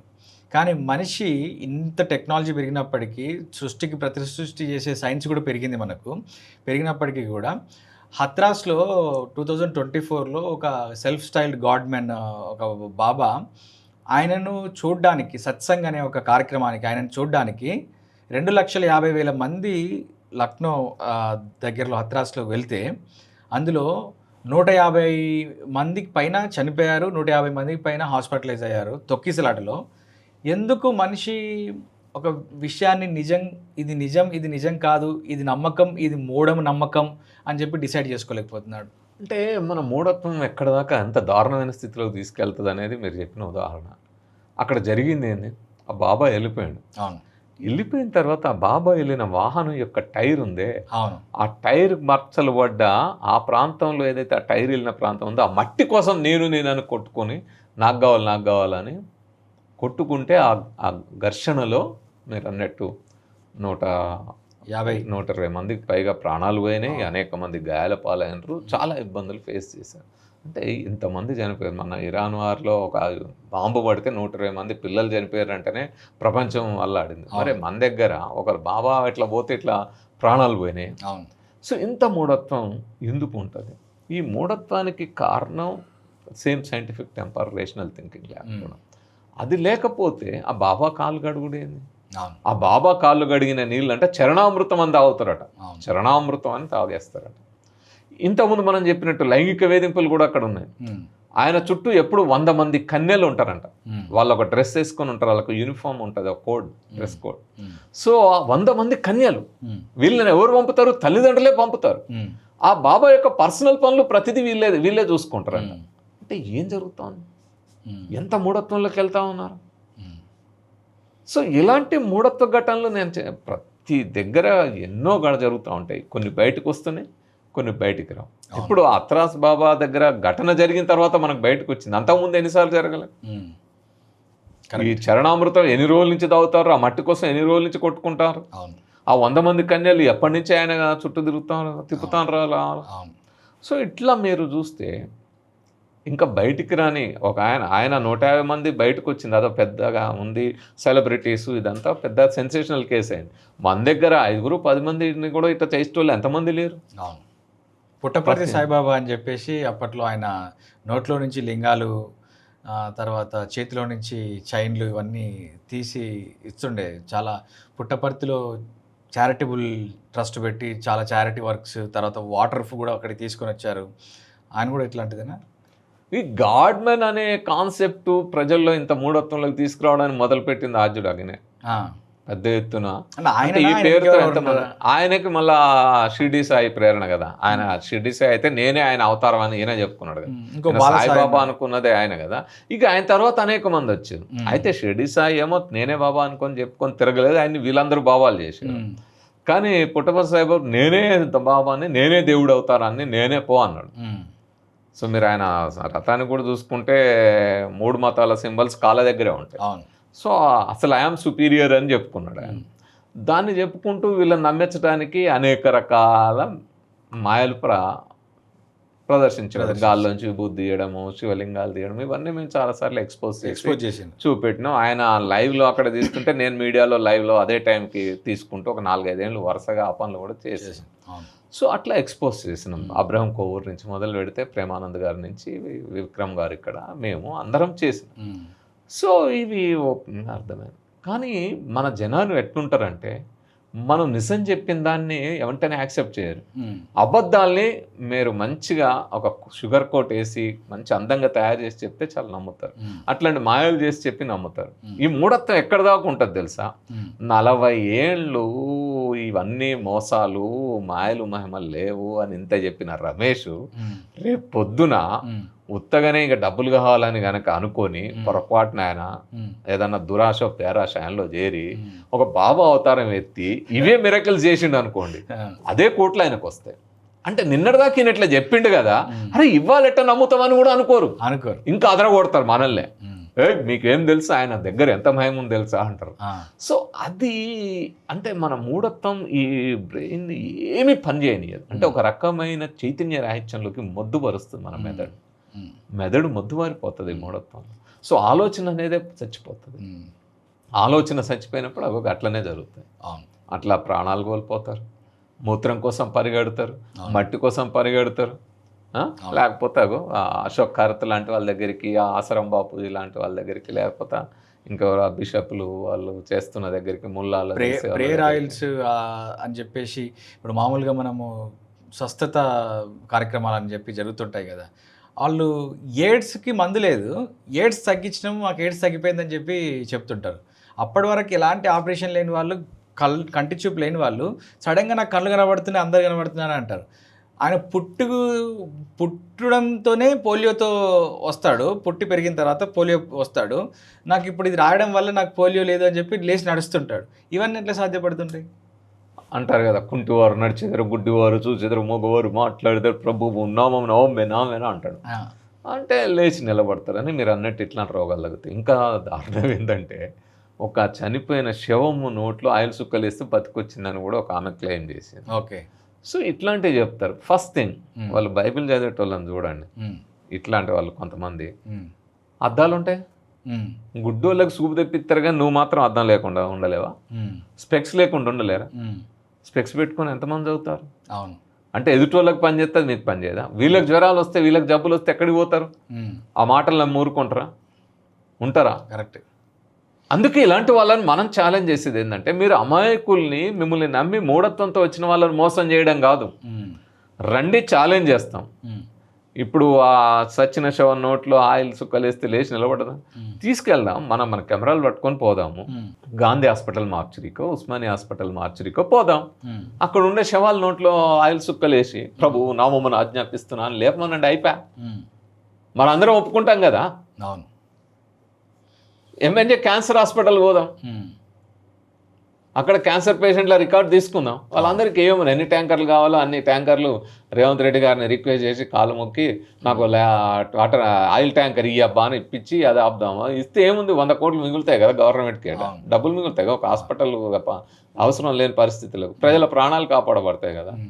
మీరు అన్నట్టు ఎయిడ్స్ తగ్గిస్తా అంటే మరి హాస్పిటల్లో చాలామంది బాధితులు ఉన్నారు, రండి ఒక హాస్పిటల్ దగ్గర పెడదాము.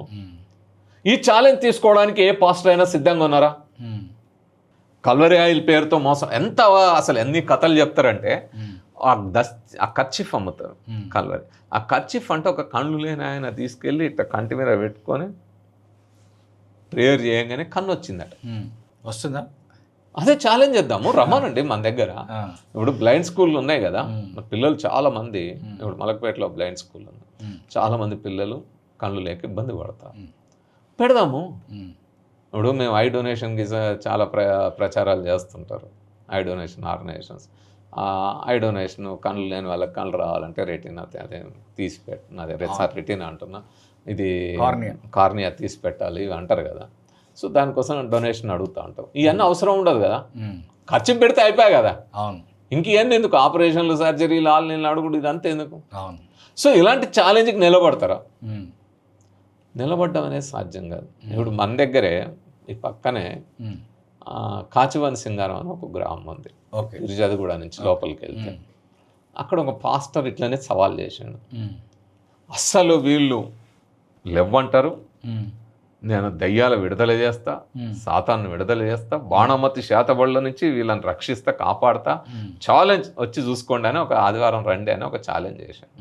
ఇక్కడ ఒక చర్చిలో పోయినాం మేము, ఒక 40 మంది ఛాలెంజ్ అని. మీడియా వాళ్ళకి, పోలీసులకి, అందరికి ఛాలెంజ్ చేసిండు ఆయన. చేసి నాకు చేసిండు పర్సనల్గా, నీ పేరు పెట్టి ఫోన్లు చేసి మాట్లాడి, మీరు రండి, మీరు చూడండి, మీరు నిరూపిస్తా, నేను ప్రూవ్ చేసుకుంటా, అది ఇది అని.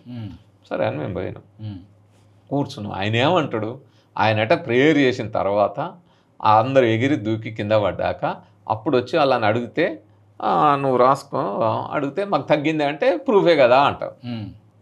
అట్లా ప్రూఫ్ అవుతుంది? వాళ్ళు నువ్వు తయారు చేసిన వాళ్ళ, నువ్వు ఏ రకంగా ఉంది ఏంటిది ప్రూఫ్ అంటే నువ్వు సైంటిఫిక్ ప్రూఫ్ నిలబడాలి, నేను పెట్టే పరీక్షలకు నిలబడాలి అని మేమేం చేసినాం, అందరం ఆయన చదువుతా ఉన్నాడు, వీళ్ళు లేచి ఊగుతా ఉన్నాం. సరే అని ఒకళ్ళిద్దరు లేచి ఊగుతారు, నేను లోపల పోయినాం, మేము అందరం లోపల పోయినాం, మీడియా అందరు లోపలికి వచ్చాం. ఇంకా ఆయన సౌతాను వెళ్ళిపో ప్రభు అది ఇది అని అరుస్తాను. ఇక లేచి అందరూ గుంపులు ఆడ కూర్చున్న వాళ్ళందరూ లేచి ఊగుతా ఉన్నారు. చూసి రా ప్రభు అని మహిమను చూపెట్టు అది నేను అరుస్తున్నాడు. నేనేం చెప్పిన, ఇదంతా హిప్నాటిక్ ట్రాన్స్లోకి తీసుకెళ్తా ఉన్నాడు, వాళ్ళందరూ హిస్టీరియాకి గురవుతారు, ఏమి లేదు, మీరు చూడండి, ఒక్క నిమిషాలు నేను చూపెడతాను మీడియా వాళ్ళకి చెప్పి అక్కడ అరిసి, మా వాళ్ళు అలా లాగి కుసబెడతామని ఇట్లా పట్టుకుంటుంటే, వద్దు ఆగురి, మీరు ఆగురి అని ఒకళ్ళు పోయి మైక్ కూడా వీకరు అన్న, పోయి ప్లగ్ కూడా వీకారు. ఆయన అరుస్తాండి ఇలా కినపడతారు, అందరూ కూర్చోండి, ఎమ్మటే కూర్చున్నారు, కింద కూలబడ్డరు. ఇక ఎటువల్ల అటు చెప్పిన కెమెరాలు చూడండి, ఆయన మైక్ దిగంగా వీళ్ళు అందరికి కిలబడ్డరు. ఆ వెనకాల మ్యూజిక్ పెట్టి ఈయన ఇష్టం వచ్చినట్టు అరుస్తూ ఉంటే ఆ మాటలు అందులో చేరి హిస్టీరియాకి, హిప్నాటిక్ ట్రాన్స్కి గురై హిస్టీరియాకి గురవుతున్నాడు. అంతకు మించి ఏముంది ఇక్కడ? మైక్ ఆఫ్ చేయగానే ఎందుకు పడిపోయారు? నిజంగానే దయ్యాలు భూతాలు ఉంటాయి, నిజంగానే శాతబళ్ళు ఉంటాయి, మరి అవి ఆ మైక్ ఆఫ్ చేసినా కూడా ఉండాలిగా. మా ప్రేయర్ మధ్యలో ఆడుకున్నాం అది ఇది అంటే, ప్రేయర్ మధ్యలో అంటే ఇదే మేము భూతాలు విడుదల చేసే ప్రక్రియ మధ్యలో ఆడుకున్నాం అంటే, మధ్యలో ఆడుకునేది మైక్ లేకపోతే ఆ దయ్యానికి వినపడదా, నీకు వినపడదా? నువ్వు మైక్లు ఆగిపోగానే వాళ్ళు ఎందుకు కింద పడదా? సో ఇది అన్ని ఛానల్స్ లైవ్ టెలికాస్ట్ ఇచ్చినాయి. అది అంటే ఇట్లా సాతాను వదిలిస్తామని వీళ్ళు, సైతాన్లు వదిలిస్తామని దర్గాల దగ్గర కొడలతో కొడతారు. కరెక్ట్. సో ఇట్లాంటి మనం చిన్నప్పటి నుంచి చూస్తాం, జ్వరం వస్తే చాలు తాయెత్తులనే తీసుకెళ్తారు. అవును. ఇప్పుడు మన ఉప్పలు కూడా గిడ మసీద్ దగ్గర తీసుకెళ్తుంటాం, చాలా చోట్ల తీసుకెళ్తారు. ఈ తాయెత్తులు కడితే జ్వరం తగ్గుతుందా? వాళ్ళకి జ్వరం వస్తేనేమో అదే కట్టేటోళ్ళు మళ్ళీ వాళ్ళకి వచ్చిన, వాళ్ళ పిల్లలకు వచ్చిన, మనవరాలు వచ్చిన డాక్టర్ల దగ్గర తీసుకెళ్తాం, జనానికి మాత్రం కడతారు. ఇది ఎంత దారుణంగా ఉంటుందంటే, ఒక్కోసారి సైతాన్ వదిలిస్తామని మన వికారాబాద్ జిల్లా ధారూర్ దగ్గర, ధారూర్ మండల్ కుక్కింద అని ఒక విలేజ్, ఒక అమ్మాయి. సరే, అమ్మాయిలు యుక్త వయసులో ఉన్నప్పుడు వాళ్ళకి ఫస్ట్ పీరియడ్ స్టార్ట్ అవ్వడము, తర్వాత రకరకాల మానసిక ఒత్తిడి, స్ట్రెస్, వీటితోటి ఒక రకమైన యాంగ్జైటీనో లేకపోతే డిప్రెషన్కో గురి మానసికంగా ఇబ్బంది పడతారు. ఇట్లా ఇబ్బంది పడుతున్న అమ్మాయిల్ని మానసికంగా మనకి అసలు హెల్త్ గురించే అవగాహన లేదు, జ్వరం జలుబు గురించే అవగాహన లేదు సరిగ్గా, ఇక మానసిక సమస్యల గురించి లేదు. ఏమంటే మన వాళ్ళు ఏమంటారు, గాలి చూకింది దయ్యం పట్టింది, దీనికి ఏదో గాలి చూకింది, అమ్మో ఏదో దయ్యం పట్టింది, ఎట్టెట్నో చేస్తుంది బిడ్డ అనుకొని ఏం చేశారు, ఈ నస్కల్ అని ఒక మండలం, ఆ నస్కల్ దగ్గర ఒక దర్గా ఉంది. ఆ దర్గా దగ్గర రఫీక్ బాబా అని ఉంటే ఆయన దగ్గర తీసుకెళ్ళారు. ఆయన ఏం చేసిండు, ఏ సైతాన్ పట్టింది, సైతాన్ కా బేటా, చూడో ఇసుక చూడు, బాగు జావ్ అని కొట్టిండు. కోడాలతో కొట్టితే అప్పకపోతే ఏం చేసిండు, నిప్పులు వేర్చి ఆ నిప్పుల మీదే అమ్మాయి నిలబెట్టిండు. కాలి తప్పున కింది దూకింది. మళ్ళా బలవంతంగా నిప్పుల మీద కూర్చోబెట్టి కాలుతో ఇట్లా దూకితే నిప్పులన్నీ ఇట్లా దిగినాయి. ఆ అమ్మాయి మొత్తం కాళ్ళు పనికి రాకుండా పోతే దాదాపు 4-5 నెలలు ఇక్కడ హైదరాబాద్లో హాస్పిటల్లో ట్రీట్మెంట్ తీసుకోవాల్సిన పరిస్థితుల్లోకి అమ్మాయి నెట్టబడింది. ఓకే. సో ఇంత దారుణాలు జరుగుతూ ఉంటాయి. ఈ స్వస్థత కూటముల పేరుతో అక్కడ జరుగుతుంది, క్రైమే. మరి రిపోర్ట్ చేస్తే ఏదో పోతారు, మళ్ళా ఇక రకరకాలై ఉంటాయి, బెయిల్లు రకరకాగా. వాళ్ళు ఇన్ఫ్లుయెన్స్డ్ పర్సన్స్ ఉంటారు, మీరు ఇంతకుముందు అన్నట్టు సెలబ్రిటీస్ ఉంటారు, వాళ్ళకి ఇంకా వాళ్ళు రకరకాలుగా మేనేజ్ చేయడాలు ఉంటాయి. అమాయకులు అయితే మనం ఏదన్నా చిన్న పని చేసినా మనల్ని జైళ్ళలో పెడతారు, కానీ వాళ్ళని నెక్స్ట్ డే బయటకు వచ్చేస్తారు. ఓకే. ఇప్పుడు అంతా చేసిన అసరం బాపూజీ, డేరా బాబా పేరోళ్ళ మీద తిరగరా? అవును, తిరుగుతుంది బయట. ఇప్పుడు వాస్తవంగా పెడితే వీళ్ళందరి మీద పెట్టాలి కదా. ఇప్పుడు స్వస్థత కూటముల పేరుతోటి, కల్లూరి ఆయిల్ పేరుతో ఎంతమంది ప్రాణాలు తీస్తున్నారు వాళ్ళు. డాక్టర్ల దగ్గరికి పోకుండా ఇక్కడ వచ్చి నిజంగానే తగ్గుతుంది అనుకొని రోగం ముదిరిన దాకా వీళ్ళు ఎమ్మడి తిరిగి ఆ తర్వాత డాక్టర్ దగ్గరికి పోతే ప్రాణాలు పోతాయి. ఆల్రెడీ రోగం ముదిరినాక ఏం చేస్తారు? అవును. సో అట్లా ఎంతమంది ప్రాణాలు తీస్తున్నారు వీళ్ళందరూ హంతకులే కదా, నేరస్తులే కదా. అవును. ప్రజల మానసిక బలహీనతలతో వాళ్ళలో ఉండే మూఢత్వాన్ని పెంపొందిస్తూ ఆ మూఢత్వాన్ని ఆసరా చేసుకొని దోపిడీ చేసేటోళ్ళే కదా వీళ్ళందరూ. వీళ్ళు ఏమే ఫ్రీగా సర్వీస్ చేసి త్యాగాలు చేసేటోళ్ళ, డబ్బు కోట్లు సంపాదించుకునేటోళ్ళే కదా. అంటే వాళ్ళ సంపాదన కోసం ప్రజలని జీవితాలతో చెలగాటం ఆడుతున్నట్టే కదా ఇవి. కరెక్ట్. సరే, ఇప్పుడు దేవుడు లేడు, మతము దేవుడు ఇదంతా కూడా లేదు అని చెప్పేవాళ్ళు ఏథిస్ట్, నాస్తికుడు అని చెప్పి అంటుంటారు కదా. అయితే ఈ ఆత్మలు, దయ్యాలు, ప్రేతాత్మలు ఇలాంటివి ఉంటాయా? ఎందుకనంటే నేను నెట్ఫ్లిక్స్లో బురారీ కేసు అని చెప్పేసి ఒకటి చూసిన. అందులో ఒక ఫ్యామిలీ మొత్తము ఆత్మలతో మాట్లాడుకుంటూ, ఆత్మలు అంటే వాళ్ళ పూర్వీకులే, లలిత్ కుమార్ అని చెప్పేసి ఒక హెడ్ ఆఫ్ ది ఫ్యామిలీ ఉంటారు. వాళ్ళ ఫాదరు ఆయనతో మాట్లాడుతున్నట్టు 11 డైరీలు, వాళ్ళ 11 మంది ఇంట్లో 11 మంది ఉంటారు. వాళ్ళు ఆ చనిపోయిన తర్వాత 11 ఆత్మలు బయటికి వెళ్ళడానికి 11 పైపులు హోల్స్ చేసి పెట్టడము, ఆడవాళ్ళకు ఒక రకంగా, మగవాళ్ళకు ఒక రకంగా పెట్టడము, 11 సంవత్సరాలు ఆగటము, అందరూ కలిసి 11 మంది ఒకేసారి చేతులు వెనక్కి కట్టుకొని నోటికి ప్లాస్టర్ వేసుకొని ఒకేసారి సామూహికంగా ఆత్మహత్య చేసుకున్నారు వాళ్ళు. నిజంగా ఆత్మలు ఉంటాయా? ఇప్పుడు ఆత్మ అనేది అంటే మనిషి ప్రాణం అంటే ఏంటి, జీవం అంటే ఏంటి అనే అవగాహన లేని కాలంలో తయారు చేయబడిన భావాలు అవి. ఓకే. ఆత్మలు ఏదో ఉంటుంది మనం చనిపోయిన తర్వాత. అంటే మనిషికి ఉండే ఒక దురాశ ఏంటంటే చావుని అంగీకరించలేరు. ఓకే. నాకు మరణం తథ్యం, ఇది అవునన్నా కాదన్నా నిజం ఇది. ఎందుకంటే నా 350 కోట్ల సంవత్సరాల జీవ పరిణామం, ఈ ఎవల్యూషన్ ప్రాసెస్కి 350 crores ఇయర్స్ హిస్టరీ ఉంది భూమి మీద. అంటే ఫస్ట్ లైఫ్ ఫామ్ అయ్యి కర్బన సమ్మేళనాలు, కార్బానిక్ కాంపౌండ్స్ నుంచి, ప్రోటీన్స్ నుంచి, కోజర్వేట్స్ నుంచి ఇక్కడ దాకా రావడానికి. అంటే భూమి ఏర్పడిన తర్వాత 100 కోట్ల సంవత్సరాలు ఈ భూమి మీద అనేక రకాల పరిణామాలు, భౌతిక రసాయన చర్యలు, కెమికల్ రియాక్షన్స్ ఇవన్నీ జరిగి వాటి ఫలితంగా జీవము, ఆ జీవం నుంచి ఈ రూపంలోకి ఈరోజు హ్యూమన్స్గా మనం హోమోసెపియన్స్ అనే జాతిగా ఎవాల్వ్ అయిన దశకు వచ్చినాం. ఇది 350 crore ఇయర్స్, 350 కోట్ల సంవత్సరాల పరిణామం. ఈ పరిణామంలో ఒక సత్యం ఏమిటి? ఈ జీవ పరిణామంలో జీవం శాశ్వతంగా ఉండదు. జీవంకి పరిమితి ఉంది. అవును. నిర్జీవం నుంచి జీవకణం ఏర్పడ్డ తర్వాత ఏ జీవకణమైనా కొంత పీరియడ్ తర్వాత అది నిర్జీవంగా మారిపోవాల్సిందే. అది పరిమితి. కానీ ఇక్కడే అంగీకరిస్తే నాకు చావు ఉంది, నేను మరణిస్తున్నా అని అంగీకరిస్తే మన ప్రాణం ఒప్పుకోదు, మన ఆలోచన ఒప్పుకోదు. నేను బతకాలి, ఇంకా 1000 ఏళ్ళు బతకాలి, 2000 ఏళ్ళు బతకాలి, సచ్చిన తర్వాత కూడా బతకాలి. ఈ సచ్చిన తర్వాత బతకాలనే ఆలోచన నుంచి వచ్చింది ఆత్మ. ఓకే. సో మరణానంతరం కూడా నేను బతకాలి. ఓకే. బతకాలి అంటే ఇది ఒకటి ఉంది, నేను చనిపోయిన తర్వాత నా శరీరం వదిలి ఆత్మ వెళ్ళిపోతుంది. ఆ ఆత్మ స్వర్గం ఉంటుంది, నరకం ఉంటుంది, కైలాసం ఉంటుంది, వైకుంఠం ఉంటుంది, అక్కడికి వెళ్తుంది. లేదా ఇంకొకళ్ళు అయితే జన్నాత్ ఉంటుంది, జన్నాత్కి వెళ్తుంది. లేదా ప్రభు రాజ్యానికి వెళ్తుంది. అంతిమ దినాలు, తీర్పు దినాలు ఉంటాయి. తీర్పు దినం రోజు ప్రభు వచ్చి, యెహోవా వచ్చి సింహాసనం మీద కూర్చోబెట్టుకొని తీసుకొని పోతాడు. లేకపోతే అగ్ని కీలల్లో, అగ్ని మంటల్లో వేసి దహించి వేస్తారు. ఇట్లాంటివన్నీ కల్పించుకున్నారు. నరకంలో నూనెలో ఫ్రై చేస్తారు, రంపాలతో కోస్తారు. ఇక ఇవన్నీ అంటే నీకు నరకం అంటే ఒక భయం. ఇవన్నీ తయారైనవి. ఇవన్నిటికి కారణం ఆత్మలు. ఈ ఆత్మల చుట్టే దయ్యాలు, భూతాలు ఇట్లాంటివన్నీ కూడా సాతాను, సైతాను ఇవన్నీ వచ్చి చేరుతాయి. సో ఒకటే ఒక అంశం ఏంటంటే చనిపోయిన తర్వాత అంటే జీవకణము నిర్జీవంగా మారిన తర్వాత ఇంకా అక్కడ ఏం మిగలదు. ఈ జీవానికి అతీతంగా ఇంకొకటి ఎగ్జిస్టెన్స్లో ఏముంటుంది? ఎలా ఉంటుంది అంటే మనిషి చైతన్యం ఉంటుంది. కానీ మనిషి చైతన్యం ఎక్కడి నుంచి వస్తుంది? బ్రెయిన్ పని చేసినంత కాలమే మన చైతన్యం. అంటే మన చైతన్యం అంటే బ్రెయిన్ పని చేయడం. బ్రెయిన్ పని చేయడం అంటే మన మెదడులో రసాయన చర్యలు, కెమికల్ రియాక్షన్స్ జరగడం. అవి ఎప్పుడైతే స్టాప్ అయిపోయినాయో, బ్రెయిన్లో ఉండే జీవకణాలన్నీ నిర్జీవకణాలుగా ఎప్పుడైతే మారిపోయినాయో ఇంకా అయిపోయింది నీ చైతన్యం. అయిపోయింది. ఇంకా ఆత్మ ఎక్కడ? ఇప్పుడు బ్రెయిన్ డెడ్ పర్సన్స్ చాలామంది ఉంటారు. వాళ్ళ ఆత్మ వచ్చి నేను ఇట్లున్నా అని ఏమైనా చెప్తుందా మీకు? సో ఇవన్నీ కూడా ఏం చెప్తున్నాయి?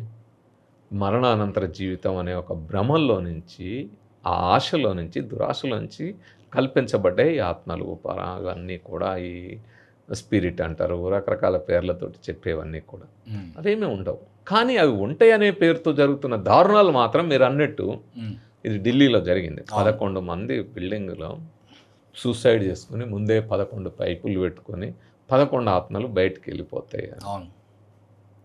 సో ఈ రకంగా ట్యూన్ చేసిన తర్వాత జరిగేది అదే కదా. ఒక దగ్గర ప్రభు పిలుస్తున్నాడు, ఆత్మ ప్యూరిఫై అయ్యింది, సోల్ ప్యూరిఫై అయ్యింది, నేను వెళ్ళిపోవాలి, లేకపోతే ఇక్కడే ఉంటే సాతాను బట్టి పీడుస్తుంది. 3 అక్క చెల్లెలు సూసైడ్ చేసుకున్నారు, యేసు ప్రభు పిలుస్తున్నాడు. ఓకే. సో ఇట్లా సూసైడ్స్కి ప్రతిమతము, నువ్వు ఆ మతమౌఢ్యంలో పడ్డ తర్వాత మానసిక దౌర్బల్యంలోకి వెళ్తే ఇంకా మనల్ని మనం చంపుకునే స్థితికి, ఎదుటి వాళ్ళని చంపే స్థితికి వెళ్తుంది. ఆ రకమైన దారుణమైన స్థితిలో మన మానసికంగా దౌర్బల్యంలోకి పడిపోతాం. ఓకే. అట్లాగే ఈ కేసు కూడా అదే. అట్లా 11 మంది మూకుమ్మడిగా ఒకేసారి ఆత్మలు పైకి పోయి ప్యూరిఫై అయ్యి డైరెక్ట్ కైలాసానికి, వైకుంఠానికి పోతే, స్వర్గానికి పోతే అనుకొని వాళ్ళు చేస్తారు. ఇదే ఘటన మీరు మన దగ్గర కూడా చూడవచ్చు. మదనపల్లిలో 2 తల్లిదండ్రులు తమ బిడ్డల్ని కొట్టి చంపారు. అవును. ఎందుకు కొట్టి చంపారు అంటే వాళ్ళ ఆత్మ కలుషితమైంది, పాపంకిలమైంది. వీళ్ళు చంపిన తర్వాత ఆత్మ పోయి ప్యూరిఫై అయి వెనక్కి తిరిగి వస్తుంది. ఇక్కడ దారుణం ఏంటంటే, ఎంతమంది మీరు అన్నారే బాగా చదువుకొని సెలబ్రిటీస్, ఒక హై ప్రొఫైల్ లైఫ్ ఉన్న వాళ్ళు, వీళ్ళు కూడా బాగా చదువుకొని ఒక జూనియర్ కాలేజీ, ఒక ఇన్స్టిట్యూషన్కి తల్లి ప్రిన్సిపల్, తండ్రి గవర్నమెంట్ జూనియర్ కాలేజీకి వైస్ ప్రిన్సిపల్. అంటే వీళ్ళిద్దరూ ఉన్నతమైన చదువులు చదివిన వాళ్ళు. అవును. మంచి సెక్యూర్డ్ లైఫే ఉంది వాళ్ళకి. అవును. వీళ్ళిద్దరు పిల్లలు కూడా ఉన్నతంగా చదువుతున్న వాళ్ళే. ఒకరు పీజీ, ఒకరు బీబీఏ చేశారు. మ్యూజిక్లో రెహమాన్ అకాడమీలో మ్యూజిక్ కూడా నేర్చుకుంటున్నారు. అవును. సో మంచి ఉన్నతంగా చదివారు. అవును. ఈ చదివిన వాళ్ళు వాళ్ళ సైన్స్కి సంబంధించిన గ్రంథాలు చదివితే వైజ్ఞానికంగా ఎదిగి ఉండేవాళ్ళు. ఆ పుస్తకాలు చదివిర్రు, మార్కులు సంపాదించుకున్నారు, అక్కడికి పోయారు. కానీ వాటిని వదిలిపెట్టి వీళ్ళు ఆత్మల ప్యూరిఫికేషను, ఆత్మలు పోతాయి మళ్ళీ వస్తాయి, ఇలాంటి కథలు ఏవైతున్నాయో ఈ కథలు చదివారు, ఈ సాహిత్యం చదివారు. ఇందులో ప్రధానంగా వాళ్ళ లైబ్రరీలో వాళ్ళ దగ్గర ఉండే పుస్తకాలు జగ్గి వాసుదేవ్. అవును. ఆయన ఆత్మల గురించి చెప్పింది, ఆత్మపై మళ్ళీ తిరిగి వస్తుంది, సోల్ ఇలాగా ఉంటుంది అని ఆయన ఏవైతే ఆధ్యాత్మికం అని చెప్పినా అట్లాంటి గ్రంథాలు ఆయనవి, ఇతరులేవి అట్లాంటివి చదివారు. ఆయన ఎక్కువ చదివారు, మిగతా వాళ్ళవి కూడా చదివారు. సో వీటి చదివిన తర్వాత వాళ్ళకి ఆత్మల మీద నమ్మకం ఎక్కువ పెరిగింది. ఓకే. తల్లిదండ్రులకు పెరిగింది, అంతకంటే ఎక్కువ పిల్లలకు పెరిగింది. అంటే ఇంతకుముందు మనం యూత్ గురించి మాట్లాడాం. యూత్ మేధస్సు ఎట్లా నిర్వీర్యం చేస్తారు అనే దానికి మంచి ఉదాహరణగా ఇది కనబడుతుంది. సో వీళ్ళు అట్లాగే చదువుకుంది. అవి చదివిన తర్వాత వీళ్ళ మెదడులోకి బాగా ఈ ఆత్మ కాన్సెప్ట్ ఎక్కింది. ఓకే. ఎక్కిన తర్వాత ఈ ఆత్మల్ని ప్యూరిఫికేషన్ ఎట్లా చేయాలి అట్లాంటి పుస్తకాలు చదివారు. చనిపోయిన తర్వాత ఆత్మను ఎట్లా తీసుకురావాలి, దానికి ఏదో మంత్రాలు ఉంటాయి, పూజలు ఉంటాయి, ఇవి నేను చదవడం మొదలు పెట్టాను. అసలు ఆత్మ లేదనే క్వశ్చన్ నుంచి ఆత్మల గురించి ప్యూరిఫికేషన్ వాటిని చేయటం ఏంటి అసలు ఇది? ఆ రకంగా అంటే లేని దాని చుట్టే మనల్ని ఎంత మౌఢ్యంలోకి తిప్పుతారు అనే దానికి ఇలాంటి ఉదాహరణలు. సో అట్లా చేసి ఆ అమ్మాయి ఏదో చేసి ఒకసారి కుక్కను చంపి కుక్క బయటకు వచ్చిందా అంటది. ఏ భ్రమల్లో ఉందో అది చచ్చి బతికిందా లేకపోతే అది స్ప్రో కోల్పోయి మళ్ళీ తిరిగి వచ్చిందా తెలియదు. ఓకే. తర్వాత ఏం చేసింది ఆ అమ్మాయి, లేదు ఇట్లా ఇదంతా ప్యూరిఫికేషన్ జరగాలి, ఆత్మలు సోల్ ప్యూరిఫికేషన్ జరగాలి, ఇది జరగాలంటే ఇట్లా క్రతువు చేయాలని పూజలు చేయడం వాళ్ళు చేసింది. సో ఆ పూజలలో చేసుకుంటూ ఆమె ఏం చేసింది, తల్లిదండ్రులను రెచ్చగొట్టి ఆ చెల్లెని చంపారు. ఓకే. ఫస్ట్ చెల్లెని చంపారు. అవును. చెల్లెని చంపిన తర్వాత చెల్లె ఆత్మ వెళ్ళి ప్యూరిఫై కావాలి. ప్యూరిఫై కావాలంటే ఈ ప్యూరిఫికేషన్లో ఎవరు తిట్ట అంటే అక్క ఏం చెప్తుంది, నువ్వు నన్ను కొట్టి చంపు, నేను పోయి ఆ చెల్లి ఆత్మను పట్టుకొని నేను కూడా వచ్చి ఇద్దరం బతుకుతాను. చంపినప్పుడు కూడా అమ్మాయిని త్రిశూలంతో పొడిచి చంపేస్తారు. మొదట అమ్మాయిని త్రిశూలంతో కొట్టి చంపారు. తర్వాత ఈమెను చెంబుతో నోట్లే ఇక్కడ తల మీద కొట్టారు. చాలా డేంజర్, అసలు డేంజర్గా చాలా క్రూరంగా ఉంటుంది. తర్వాత డంబెల్స్తో కొట్టి చంపుతారు ఇద్దరు. ఎవరు ఈ తల్లిదండ్రులు. చంపిన తర్వాత కూడా పిల్లలు చనిపోయిన తర్వాత కూడా వీళ్ళలో ఏ విధమైన పశ్చాత్తాపం లేదు. మీరు చూస్తే పోలీసులు వచ్చి పట్టుకోబోతుండే కూడా ఎందుకు ఆఖరి మేము పూజ చేయాలి, మా పిల్లలు బతికొస్తారా అంటారు, తిరిగి వస్తారు.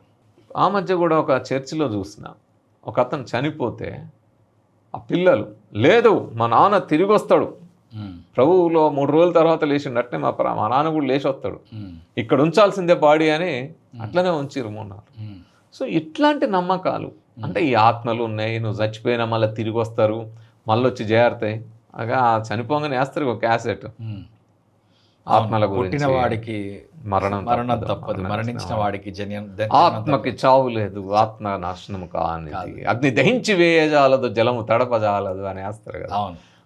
నువ్వు అర్జున, మనము శరీరాన్ని చొక్కా విడిచి లేదా మన వస్త్రములు విడిచి పక్కన పెట్టిన తర్వాత మళ్ళీ కొత్త వస్త్రములు వేసుకున్నట్టే ఆత్మ ఈ శరీరమును వదిలిపెట్టి కొత్త శరీరంలోకి, ఇట్లాంటివన్నీ వాళ్ళు వినడము.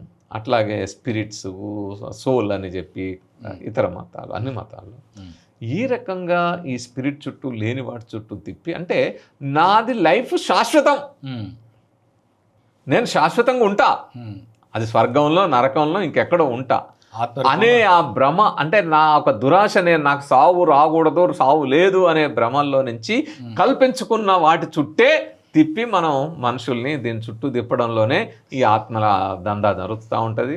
ఈ దీంట్లో మళ్ళీ బిజినెస్లు కూడా చేరుతాయి, పుస్తకాలు రాసి అమ్ముకోవడాలు, సినిమాలు తీసి అమ్ముకోవడాలు, తర్వాత మీ ఆత్మతో నేను మాట్లాడిస్తానే వ్యాపారాలు జరుగుతాయి. తర్వాత మీ ఆత్మ నేరుగా స్వర్గానికి వెళ్ళాలంటే ఇగో ఈ క్రతువులు చేయాలి. అట్లనే ఇదే ఆత్మ అక్కడి దాకా పోయినాక ఏమవుతుంది, నువ్వు జన్నాత్కు వెళ్ళాలంటే జిహాద్ చేయాలనే దగ్గరికి పోయి ఉగ్రవాదులను తయారు చేసి, తీవ్రవాదులను తయారు చేసే దగ్గరికి కూడా వెళ్తుంది. అంటే మన ప్రాణాలు మనం తీసుకోవడం, ఎదుటి వాళ్ళ ప్రాణాలు తీయడం, మొత్తం తీవ్రవాదంతో ఇంకా అనేక మంది ప్రాణాలు తీసేంత స్థాయిలో కూడా వెళ్తుంది. అనేక రకాల మతమౌఢ్యము అనేక రకాల రూపాల్లోకి మారుతుంది. కాబట్టి ఈ మతమౌఢ్యం లేకుండా ఒక హేతుబద్ధ ఆలోచనతో వైజ్ఞానికంగా మనుషులు ఎదిగినప్పుడే మానవ వికాసం, మేధో వికాసం జరుగుతుంది. సరే, ఇప్పుడు ఇంత టెక్నాలజీ డెవలప్ అయింది, ఈరోజు మనం కావాలనుకుంటే ఏ గ్రహం మీదకైనా మనము వెళ్ళొచ్చు. శాటిలైట్స్ని లాంచ్ చేస్తుంటాము మనము. ఇస్రో ద్వారా, నాసా ద్వారా మనము అంతరిక్షంలో కూడా ఒక స్పేస్ సెంటర్ని పెట్టి అక్కడికి వెళ్ళి మళ్ళీ అక్కడి నుంచి ఇక్కడికి వస్తుంటాము. ఇంత డెవలప్ అయ్యి ఇంత ఆర్టిఫిషియల్ ఇంటెలిజెన్స్ ఇదంతా ఉన్నప్పటికీ కూడా, సృష్టికి ప్రతి సృష్టి చేయగలిగేంత సైన్స్ డెవలప్ అయినప్పటికీ కూడా మనుషులు ఇప్పుడు ఇట్లా అవుతున్నారు. బట్ 2000-2500 సంవత్సరాల క్రితం చూసుకుంటే మనకు గౌతమ్ బుద్ధుడు లాంటి వాళ్ళు కావచ్చు, సోక్రటీస్, ప్లాటో, అరిస్టాటిల్ లాంటి వాళ్ళు కావచ్చు, వాళ్ళకంటే ముందు కూడా మన దగ్గర చార్వాకులు అని చెప్పేసి ప్రతి అంశాన్ని కూడా తార్కికంగా భౌతికవాదం గురించి ఎక్స్ప్లెయిన్ చేసిన వాళ్ళు ఉన్నారు. అసలు సైన్స్ రాను రాజుగురం గాడిదైనట్టు పోతుంటే చెడిపోతుందా, లేకుంటే ఏంటి అసలు అర్థం అవ్వట్లేదు. ఇక్కడ మనం గమనించాల్సింది ఏంటంటే, ఆదిమ మానవుల నుంచి ఈరోజు ఆధునిక వైజ్ఞానిక మానవులుగా ఎదుగుతున్న ఈ క్రమంలో ఆదిమ మానవులకు కూడా హేతుబద్ధ ఆలోచన ఉండేది. ఆ ఆలోచన వల్లనే, ఆ ఆలోచనతోటి ప్రకృతిని పరిశీలించి నిప్పును తయారు చేసుకోగలిగారు. అవును. తమ స్వీయ రక్షణ కోసం రాతి సాధనాలు తయారు చేసుకున్నారు. ఉమ్. అక్కడే ఆగిపోకుండా ఆ తర్వాత విల్లంబులు తయారు చేసుకోగలిగారు, ఉమ్. ఆ బాణాలు ఇవన్నీ. ఆ తరువాత ఆ విధంగా పాతరాతి యుగం, కొత్త రాతి యుగం, మధ్యరాతి యుగం, బృహశిలాయుగం, ఇట్లా రకరకాలుగా వచ్చి మట్టి యుగం, ఆ తర్వాత కంచు యుగం, ఇట్లా అభివృద్ధి చెందుతూ ఈరోజు ఇంటెలిజెన్స్ యుగం నుంచి ఆర్టిఫిషియల్ ఇంటెలిజెన్స్, అదే ఐటీ ఇన్ఫర్మేషన్ టెక్నాలజీ నుంచి ఆర్టిఫిషియల్ ఇంటెలిజెన్స్ యుగం దాకా వచ్చాం. అవును. సో ఈ క్రమం అంతా కూడా మానవుల్లో ఉండే హేతుబద్ధ ఆలోచన. ఉమ్. ఈ హేతుబద్ధ ఆలోచన ఒకవైపు మనిషి అభివృద్ధికి కారణమైంది, ఇంకోవైపు ఏం జరిగింది ఉమ్. ఆ రోజుల్లో, ఉమ్. ఆదిమ కాలంలో ఆనాడు ఉన్న మనిషికి ప్రశ్న వచ్చింది. ఉమ్. ఉన్నట్టుండి వానలు పడతా ఉన్నాయి, ఉమ్. ఉన్నట్టుండి అడవులు తగలబడతా ఉన్నాయి, ఉమ్. ఏమవుతుంది? ఉమ్. ఈ ప్రకృతిలో తుఫాన్లు వస్తూ ఉన్నాయి, సముద్రాలు వరదలు వస్తూ ఉన్నాయి, ఏం జరుగుతుంది? ఏదో కారణం ఉంది, ఉమ్. ఏమిటి అనే ఒక ప్రశ్న డెవలప్ వచ్చింది. హేతుబద్ధ ఆలోచన, అవును. ప్రశ్న వచ్చింది, కానీ సమాధానం తెలియదు. ఉమ్. అప్పటికి సమాధానం లేదు. ఏం చేయాలని అప్పుడు ఆ మానవుల్లో ఉండే క్యూరియాసిటీ, ఆ మేధస్సు ఏం చేసిందంటే ఒక కల్పన, మనకు తెలియని అర్థం కాని శక్తి ఏదో ఉంది, అదే దీనికి కారణం అని తయారు చేసుకుంది దేవుడు. అక్కడి నుంచి దేవుడు అనే భావం వచ్చింది. ఫస్ట్ శక్తి అనుకున్నా. ఓకే. ఈ శక్తి ఏది? నా కళ్ళ ఎదురుగా ఉంది, ప్రకృతి. సో నేచర్ గాడ్ అప్పుడు. ఉమ్. అందుకే చెట్టును పూజిస్తారు, పామును పూజిస్తారు. ఆ తరువాత ఏమైంది? తమ తెగల్లో ముందు తరాల్లో ఎవరైతే హీరోయిక్గా ఉన్నా, లేకపోతే ఆ తెగకి లీడర్షిప్గా ఉండి కొంచెం ఇతర దాడుల నుంచి, జంతువుల నుంచి లేదా ఇతర తెగల నుంచి కాపాడిన వాళ్ళు ఎవరైతే ఉన్నారో వాళ్ళని ప్రకృతిలో ఈ ప్రకృతి దేవతలు ఎట్లయిందో వాళ్ళని కూడా పూజించడం మొదలుపెట్టారు. సో అక్కడి నుంచి గాడ్ అనే కాన్సెప్ట్ వచ్చింది. Okay. So they are gods. అంటే అప్పుడు మొదటి గాడ్స్ ఎవరు? తమ తెగలో ముందు తెగల్ని రకరకాల పద్ధతుల్లో కాపాడినవారు. ఆ రకంగా గాడ్ కాన్సెప్ట్ వచ్చింది. అయితే ఫస్ట్ గాడ్స్ ఎవరు? First nature, next heroic characters of their group, tribe, heroic characters of their tribe. అక్కడ ఏమైంది? అందులో ఎవరు? అప్పుడు మాతృస్వామిక వ్యవస్థ. సో మాతృదేవతలు. ఓకే.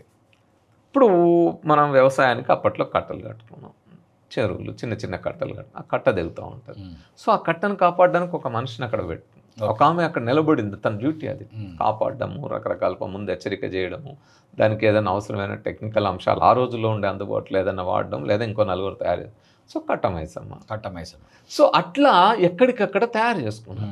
అట్లాంటి హీరోయిక్ క్యారెక్టర్స్ ఇప్పుడు మనం కూడా చరిత్రలో చూస్తాం.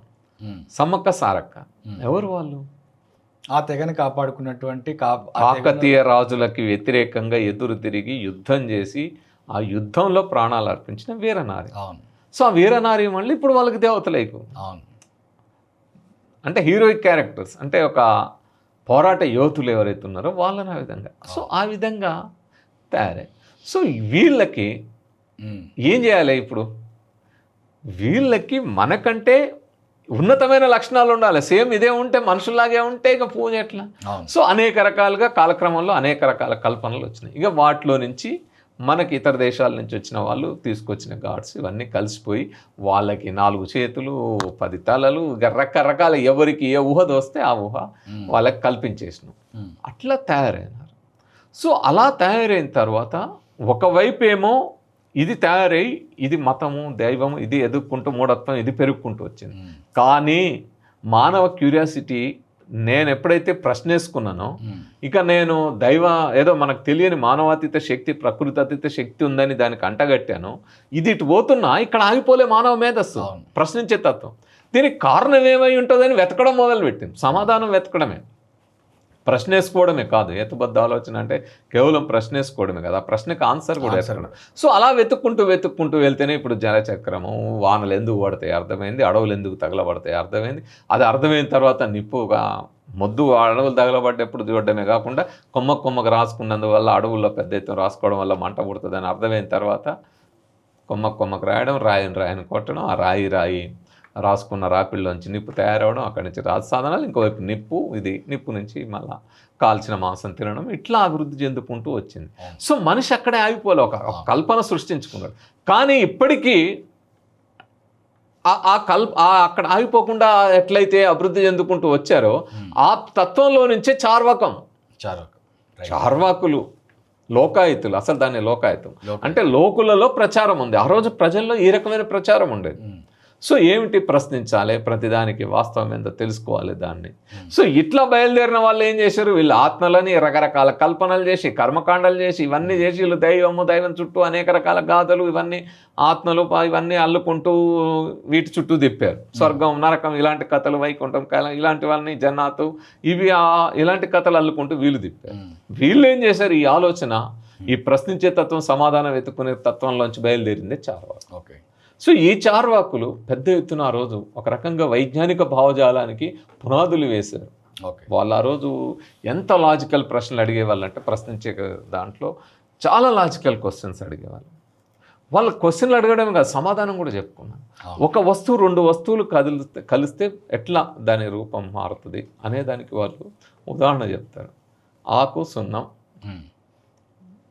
కాసు కలుపుకొని తింటే దాని రంగు మారుతుంది. ఈ 3 వేరు. ఆకులో కలిపేలా సున్నం వేరు, అందులో కలిపి ఇతర పదార్థాలు వేరు. కానీ ఇవన్నీ కలిపి తిన్న తర్వాత దాని రంగు మారుతుంది. సో అంటే విడివిడిగా ఉన్నప్పుడు లక్షణాలు వేరే ఉంటాయి, కలిసిన తర్వాత నూతన లక్షణాలు వస్తున్నాయి. సో మందుగా ఉన్నప్పుడు, సారాయిగా ఉన్నప్పుడు ఆ విధంగానే ఉంటుంది. అది తాగిన తర్వాత మనలో మార్పు వస్తుందంటే ఈ పదార్థం పడడం వల్ల ఇది మార్పు వచ్చింది. సో ఇక్కడ ఏదో జరిగింది. సో ఈ రకంగా లాజికల్గా ఒక పదార్థం వల్లనే ఈ మార్పులు, ఈ పదార్థాల్లో మార్పులు రావడానికి కారణాలు, పదార్థం వల్ల మార్పులు రావడం, ఇట్లాంటి అనేక రకాల అంశాల మీద వాళ్ళు చర్చించుకొని ప్రశ్నలు వేసుకొని వాటికి సమాధానాలు కూడా వెతుక్కుంటూ వచ్చారు. సో ఆ క్రమంలో ఈ దేశంలో భౌతికవాదం అనేది మొట్టమొదటిసారి భారతదేశంలో ఎదిగింది. అదే క్రమేణా నాస్తికత్వం, అంటే ఆ దేవుడు అనే భావం కాదు బాబు, ఇది నాస్తికత్వం ఉంటుంది, హేతుబద్ధ ఆలోచన పెరగడానికి కారణమైంది. దానిలో నుంచి ఆ తర్వాత వచ్చిన బుద్ధుడు వచ్చే నాటికి ఇంకా అభివృద్ధి చెంది, బుద్ధుడు అంటే అప్పటిదాకా పశుహింస యజ్ఞాలు, యాగాల్లో పశుహింస జరుగుతూ ఉంటే దాన్ని ఆపడానికి తను ప్రయత్నాలు చేసి ఆ పశుహింసను ఆపి దాన్ని వ్యవసాయం వరకు మళ్ళించిన తర్వాత, ఆ పశు సంపద అంతా వ్యవసాయానికి వచ్చిన తర్వాత ఈ దేశంలో వ్యవసాయ సంపద పెరగడం, పెద్ద ఎత్తున సంపద రావడం, దాని చుట్టూ వృత్తులు పెరగడం, సైన్స్ అభివృద్ధి చెందడం, ఇదంతా జరిగింది. సో ఇది జరిగింది. మీరు అన్నట్టు వీళ్ళందరూ చార్వాకులు 3-4 వేల ఏళ్ల క్రితమే ఈ దేశంలో ఉన్నారు. బుద్ధుడు 2.5 వేల ఏళ్ల క్రితం బౌద్ధం మొదలుపెట్టారు. సో అన్ని వేల ఏళ్ళ చరిత్ర మన దేశంలో అంటే ఆది మానవుల నుంచి ఉంది. నేను చెప్పింది ప్రశ్నించే తత్వం, హేతుబద్ధాలు. అట్లాగే బుద్ధుడు 2.5 వేల ఏళ్ల క్రితమే ఒక మాట చెప్పాడు, పవిత్ర గ్రంథాల్లో ఉందని కానీ, మహానుభావులు చెప్పారని కానీ. నేను చెప్పింది కూడా మూఢంగా నమ్మకండి, మీకై మీరు ప్రశ్నించి తార్కికంగా ఆలోచించి శోధించి పరిశోధించి సత్యాన్ని తెలుసుకోండి అంటాడు. సత్యాన్ని అన్వేషించమన్నాడు. ఆన్ యువర్ ఓన్, నీకై నువ్వు తెలుసుకో అంటాడు. సో ఆ విధంగా చెప్పిన తర్వాత ఈ ఆలోచన మొత్తం ప్రపంచం అంతా విస్తరించింది. ఆ తర్వాత ఇంకా వైజ్ఞానికంగా చాలా కొత్త ఆలోచనలు వచ్చినాయి, కొత్త భావాలు వచ్చినాయి, టెక్నాలజీ పెరిగింది, సైంటిఫిక్ ఆలోచనలు పెరిగినాయి, మానవ మేధస్సు వికసించింది. కానీ కొంతమంది మేధస్సు ఆ 1000 ఏళ్ల క్రితమే ఘనీభవించిపోయింది, అక్కడే ఫ్రీజ్ అయిపోయింది వాళ్ళ మేధస్సు. వాళ్ళు అందులోంచి బయటికి రావట్లే. ఏ ఆదిమ మానవులైతే తమకు ఆ రోజు ప్రకృతిలో తమకు ఎదురవుతున్న సవాళ్ళు, తమ ఎదుర్కొంటున్న వాటికి ఆ రోజుకి వాళ్ళకి ఆ మెదడు అంత అభివృద్ధి చెందలే, అంత జ్ఞానం ఆ రోజుల్లో లేదు. కాబట్టి ఆ రోజుకు వాళ్ళు ఏవైతే కల్పించుకొని ఊహించుకొని ప్రకృతి అతీత శక్తి అని ప్రకృతికి భయపడి, ఆ భయంతో తెలియనితనంతో వాళ్ళు కల్పించుకున్న ఆ భావాలు ఏవైతున్నాయో వాటి దగ్గరే వాళ్ళ మెదడు ఫ్రీజ్ అయింది. ఆ తర్వాత ఒక్క అడుగు పైకి రావట్లే, ఒక్క వెంట్రుక మందం కూడా ఆ మెదడు ఎదగట్లే. కాబట్టి ఈరోజు మన మేధస్సు వికసించాలంటే ముఖ్యంగా మన పిల్లల్ని ఈ మూఢత్వంలో నింపకుండా, ఇది ఎట్లా నింపబడుతుంది?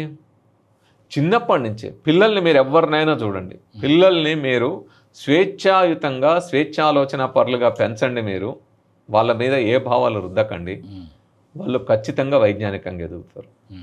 అలా కాకుండా తల్లిదండ్రులు ఏం చేస్తారు, ఆ పిల్లల మీద వాళ్ళ యొక్క చిన్నప్పటి నుంచే వీళ్ళ నమ్మకాలన్నీ వాళ్ళ మీద రుద్దు. నానా దాచిపెట్టు అని మీరు ఇంతకుముందు అన్నట్టు, ఇగో దిష్టి దారం కట్టు, దిష్టి తీసి పడే, ఇగో రాంగ్ అనేది ఇది చెయ్యి, ఆడ అది చెయ్యి, ఇది చెయ్యి అని ప్రతిదీ నేర్పుతారు. గుడివో, చర్చివో, మసీదువో. సో ఇవన్నీ పైనుంచి రుద్దబడే భావజాలం. మానవుల్లో సహజాతంగా ఉండే లక్షణం హేతుబద్ధ ఆలోచన, వైజ్ఞానిక ఆలోచన. అది లేకపోతే ఆదిమ మానవులు ఈరోజు ఇంత ఎత్తుగా ఎదిగే, ఇంత సైంటిఫిక్ అంశాలని సాధించి ఇంత ఉన్నతంగా ఎదిగే వాళ్ళం కాదు. ఇది మానవుల్లో ఉండే సహజ లక్షణం ఇది. కానీ దీన్ని చంపి కృత్రిమంగా మనం తయారు చేసుకుని దైవభావము, మతాలు, ఆత్మలు వీటి చుట్టూ తిప్పుకుంటా మూఢత్వంలో మన పిల్లల్ని, రాబోయే తరం పిల్లల్ని అక్కడ ముంచుతా ఉన్నాం. అది గనక వదిలిపెట్టి మనం స్వేచ్ఛాయుత వాతావరణంలో పిల్లల్ని వేస్తే ఇవన్నీ ఉండవు. అంటే పుట్టిన ప్రతి శిశువు స్వేచ్ఛగా, స్వతంత్రంగా, హేతుబద్ధంగా, నాస్తికుడిగా పుడతాడు. తర్వాత వాళ్ళు పెరిగే క్రమం లోపల భయాలు, నమ్మకాలు, విపరీతమైనటువంటి మానసిక రుగ్మతులతో పెరుగుతాడు అనేది చెప్తున్నారు. వాస్తవం అంతే కదా. ఇప్పుడు మీరు అలా పెరగకపోతే మానవ చరిత్ర ఈ విధంగా ఉండేది కాదు. మనలో ఆ సహజాత లక్షణం, ఆ హేతుబద్ధ ఆలోచన, వైజ్ఞానిక ఆలోచన సహజంగా మనలో లేకపోయి ఉంటే మనం ఆదిమ మానవుల కాలంలో మిగతా జీవజాతుల్లాగే ఆగిపోయి ఉండేవాళ్ళమో, లేకపోతే ఆ దైవభావం కల్పించిన దగ్గర అక్కడే ఆగిపోయి ఉండేవాళ్ళం. అదే దైవం, అదే చెట్టు, అదే పుట్ట, అదే పూజ, అక్కడే ఉండేవాళ్ళం. ఈరోజు పూజలు కూడా హైటెక్ పద్ధతుల్లోకి వచ్చినాయి కదా. ఈ మార్పులన్నీ ఎట్లా వచ్చినాయి? మానవ మేధస్సు వికసించడం ద్వారా. సో ఇది సహజాత లక్షణం నుంచి వచ్చింది. దీన్ని ఆర్టిఫిషియల్గా ఎవరైతే మనుషులు తయారు చేసుకున్నది ఉందో దాన్ని రుద్దుతూ అక్కడే ఆగిపోతున్నారు. అందువల్లనే మీరు గమనించండి, 1600 ఏళ్ల క్రితం గ్రహణాలకు కారణం ఆర్యభట్ట చెప్పిన భూమి నీడ చంద్రుడి మీద, చంద్రుడి నీడ భూమి మీద పడుతుంది. ఇప్పటికీ రాహుకేతువులు అనే కల్పన దగ్గర ఎందుకు ఆగిపోతున్నాం? భయాల చుట్టే రాహుగ్రస్త కాలం, కేతుగ్రస్త కాలం అని గ్రహణాల చుట్టూ ఆ భయాందోళనతో ఎందుకు బతుకుతాను? ఇంకా బయటికి ఎందుకు రారు? అంటే మెదడు అక్కడే ఫ్రీజ్ అయిపోయింది. ఇక ఆలోచన అంతకు ముందు ఒక్క ఎంట్రిక మందం కూడా ముందు ఆలోచన చేయట్లే, ప్రశ్నించట్లే. ఇది వాస్తవమా కాదా? దీని వెనక ఇది నిజంగా ఉందా లేదా? ఎప్పుడో 2000 ఏళ్ల క్రితం రాయబడిన, లేదా అంతకుముందు రాయబడిన పాత నిబంధనలు, కొత్త నిబంధనలు ఆ బైబిల్ చుట్టే తిరుగుతారుగా. ఏమడిగినా నా బుక్లో ఉంది, ఏమన్నంటే నా ఖురాన్లో ఉంది, నా బైబిల్లో ఉంది. అది చెప్పిన దాన్ని నేను దాటను. బైబిల్ ఖురాన్కి నీ అణువుల గురించి తెలియదు, పరమాణువుల గురించి తెలియదు. ఇప్పుడు అక్కడ దాటి పరమాణువులు, అణువులు కాదు, మీజాన్స్, బోసాన్స్ కాలంలో ఉన్నాం. పాజిట్రాన్స్, గ్లూటాన్స్, మియాన్స్, అంత లోతుగా విజ్ఞానం వెళ్తాం. సో వాళ్ళకి గెలాక్సీలు తెలియదు. మనం గెలాక్సీలు దాటి బ్లాక్ హోల్స్ దగ్గరికి వెళ్ళినాం. బ్లాక్ హోల్స్ దాటి యూనివర్స్ ఆవిర్భావం 1300 కోట్ల సంవత్సరాల పరిణామం చెప్పగలుగుతా ఉన్నాం. నువ్వు ఇంకా ఇది చూసి ఆదామును సృష్టించాను, మరి ఆదామును సృష్టించినట్టే అవ్వను సృష్టించకుండా ఆదాము పక్క టెంక వీకి అవ్వను సృష్టించాను, ఈ కథలే నమ్ముతా ఉన్నారు కదా. అంటే నీ మెదడు అక్కడే ఫ్రీజ్ అయిపోయింది. ఇంకా ఒక అడుగు ముందుకు వేయట్లే నీ మెదడు. అలా ఉంటే మెదడు, మేధస్సు వికసించాలంటే ఎలా వికసించాలే? ఉరిశిక్ష పడ్డ తర్వాత భగత్ సింగ్ దేశ స్వాతంత్రం కోసం పోరాడుతూ ఉరిశిక్ష పడ్డ తర్వాత జైల్లో ఉరిశిక్ష ఖాయమైంది, ఆ డేట్ ఫిక్స్ అయింది. అయినా కూడా ఆయన వాళ్ళ ఎవరైనా ఫాదర్ వెళ్తే, ఇంకెవరు వెళ్ళినా నాకు ఈ బుక్స్ కావాలని లిస్ట్ రాసిస్తాడు చచ్చిపోయే ముందు. అంటే బుక్స్ ఎందుకు? కూర్చొని ఏ దైవాన్ని ప్రే చేసుకుంటా చచ్చిన తర్వాత నేను స్వర్గానికి వెళ్ళాలి, రంభ ఊర్వశి వెనక తిలోత్తమలతో డ్యాన్స్ చేయాలి, జన్నాత్తులో 72 మంది కన్యలతో ఉండాలా, లేకపోతే యెహోవా వచ్చి నన్ను తన సింహాసనం మీద గుసబెట్టుకొని తీసుకుపోవాలి, ఇట్లాంటి కలలు కానొచ్చు కదా. చనిపోయిన తర్వాత జీవితం లేదని నాకు తెలుసు, నా జీవితం ఇక్కడితోటే ముగుస్తుంది. అయినా నా మేధస్సు వికసించాలా? సో నా మేధస్సు వికసించాలంటే నేను చదవాల్సిందే, చనిపోయే క్షణం వరకు చదువుతూనే ఉండాలి అని. ఇంత ఉన్నతంగా, ఇంత కాన్ఫిడెన్స్తో, ఇంత సెల్ఫ్ కాన్ఫిడెన్స్తో బతికే ఆలోచన ఎక్కడొస్తుంది? If you are a rational thinker, if you are a scientific person, ఇంత ఉన్నతమైన ఆలోచన వస్తుంది. లేకపోతే బతికుండగానే నా ఆత్మశుద్ధి, లేకపోతే ఇంకోటి అని సూసైడ్ చేసుకునే దగ్గరికి వెళ్తున్నాం, భయంలోకి వెళ్తాం. సో ఈ మూఢత్వంలోకి వెళ్తారా? అంతటి ఉన్నతమైన వైజ్ఞానిక ఆలోచనలోకి వెళ్తారా? ఇప్పుడు స్టీఫెన్ హాకింగ్ చరిత్ర, ఆయనకి ఏం చెప్పారు? 21 ఏళ్లలో ఆయనకి ALS అనే మోటార్ న్యూరాన్ డిసీజ్ వచ్చింది. వచ్చినప్పుడు ఏం చెప్పారు? 2-3 ఏళ్ళకి మించి బతకరా అబ్బా, ఈ రోగం వచ్చిన వాళ్ళు ఇప్పటిదాకా అట్లా అంతకు మించి బతికిన వాళ్ళు లేరు అన్నారు. రోజుకో పార్ట్ ప్యారలైజ్ అయిపోతాం. చివరికి ఏ పార్ట్ కదలని పరిస్థితుల్లోకి పడిపోయాడు, మొత్తం బాడీ ప్యారలైజ్ అయిపోయింది. అయినా ఆయన ఏమనుకున్నాడు? అది చెప్పిన తర్వాత నిరాశకు గురికాలే. నా ఆత్మ పరమాత్మ ఇంకోటి అనుకుంటూ సోలు ఇది ప్యూరిఫై అనుకోలే. నేను బతికిన ఒక్కరోజైనా నాకు బోనస్. ఈ ఒక్కరోజే నేను సైన్స్ యూనివర్స్కి సంబంధించిన ఏదో ఒక అంశాన్ని తెలుసుకోవాలి. నేను ఎన్ని రోజులు బతుకుతాను, ఎన్ని రోజులు బతకాలనుకున్నాడు. గ్రాడ్యుయేషన్ అయిపోయింది, పోస్ట్ గ్రాడ్యుయేషన్ అయిపోయింది, రీసెర్చ్ అయిపోయింది, సైంటిస్ట్గా జాయిన్ అయ్యాడు. అన్ని అవయవాలు పనిచేసే వాళ్ళు కూడా కనిపెట్టలేనన్ని అంశాలని శోధించి యూనివర్స్ గురించి ఎక్స్ప్లోర్ చేసి, బ్లాక్ హోల్స్ గురించి చెప్పి, హాకింగ్ రేడియేషన్ గురించి చెప్పి, అనేక రకాల అంశాలని ఎక్స్ప్లెయిన్ చేస్తూ, theory of everything, unified theory అని ఇట్లా రకరకాల థియరీస్ ప్రపోజ్ చేసి యూనివర్స్ ఏ విధంగా అవుతుందనే దానికి ఆయన అనేక ఆధారాలతో, కాలిక్యులేషన్స్తో చూపెట్టి 70 ఏళ్ళకు పైగా బతికాడు. అవును. శరీరంలో ఏ పార్ట్ కదలదుగా, మెదడు ఒక్కటే పని చేస్తాం. అవును. మీకు అన్ని పార్ట్స్ పనిచేసి మెదడు పని చేయకపోతే ఉపయోగం లేదు. మెదడు మీకు 1000 ఏళ్ల క్రింద ఫ్రీజ్ అయిన మెదడు ఉంటే ఉపయోగం లేదు. బట్ అన్ని పార్ట్స్ ఫ్రీజ్ అయినా మెదడు ఒక్కటి పని చేయగలిగితే స్టీఫెన్ హాకింగ్ లాగా బతకొచ్చు. యూనివర్స్లోకి బతికిన ఒక్క రోజైనా నేను వైజ్ఞానికంగా బతకాలి, వైజ్ఞానికంగా ఆలోచించాలి. సో ఆయన నేను ఇవన్నీ అనుభవించాలనుకున్నాడు. గ్రావిటీలోకి, జీరో గ్రావిటీలోగా యూనివర్స్ గురించి ఇంత చెప్తున్నా. జీరో గ్రావిటీ ఎలా ఉంటుంది, నేను ఆ స్పేస్లోకి పోకపోవచ్చు, కానీ ఇక్కడైనా నేను ఆ స్థితిని ఒకసారి అనుభవించాలనుకొని పట్టుబట్టి మరి జీరో గ్రావిటీలోకి, నీ ఏ బాడీ సహకరించదంటే అయినా నేను వెళ్తా అని. సో అంతటి పట్టుదల, అంతటి సెల్ఫ్ కాన్ఫిడెన్స్ మనకి సైంటిఫిక్ థింకింగ్ ఇస్తుంది. సరే, ఇందాక మనం మాట్లాడుతూ భగత్ సింగ్ గారి గురించి చెప్పారు కదా. భగత్ సింగ్ చనిపోయే ముందు కూడా why I am an atheist అని ఒక డాక్యుమెంట్ రాశారు, చిన్న పుస్తకం. అది ఈరోజు కూడా బెస్ట్ సెల్లర్.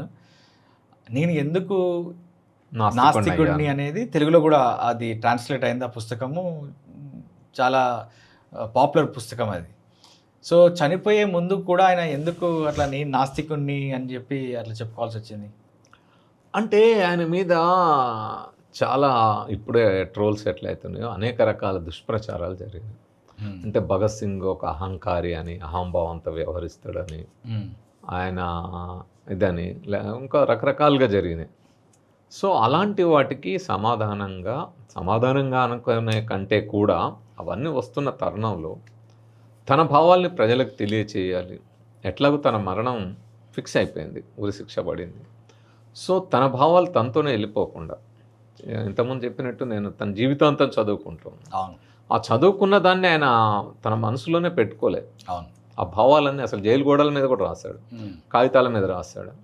సో ఆ విధంగా చివరి దశలో ఆయన రాసిన పుస్తకం కానీ కరపత్రం కానీ ఒక చిన్న ఇదే వై ఐ యామ్ ఏథిస్ట్, ఒక 20-25 పేజీలు ఉండొచ్చు, చిన్న పుస్తకం. సో అందులో ఆయన తన భావాలను అదే చెప్తాడు. నువ్వు అహంకారివి, అహంభావి అని నన్ను అనుకుంటారు. అంటే దేవుణ్ణి నమ్మని వాళ్ళందరూ అహంకారులు, అహంభావులు, సెల్ఫీగా ఉంటుంది వాళ్ళకి. ఇట్లాంటి భావజాలం ఉంటుంది. నాస్తికుల్ని, హేతువాదుల్ని తిట్టడానికి రకరకాల భావాలు ఉంటాయి. అన్ని మతాలు అవే, పాషాండులు, ఇట్లా రకరకాల పేర్లతో తిడతారు.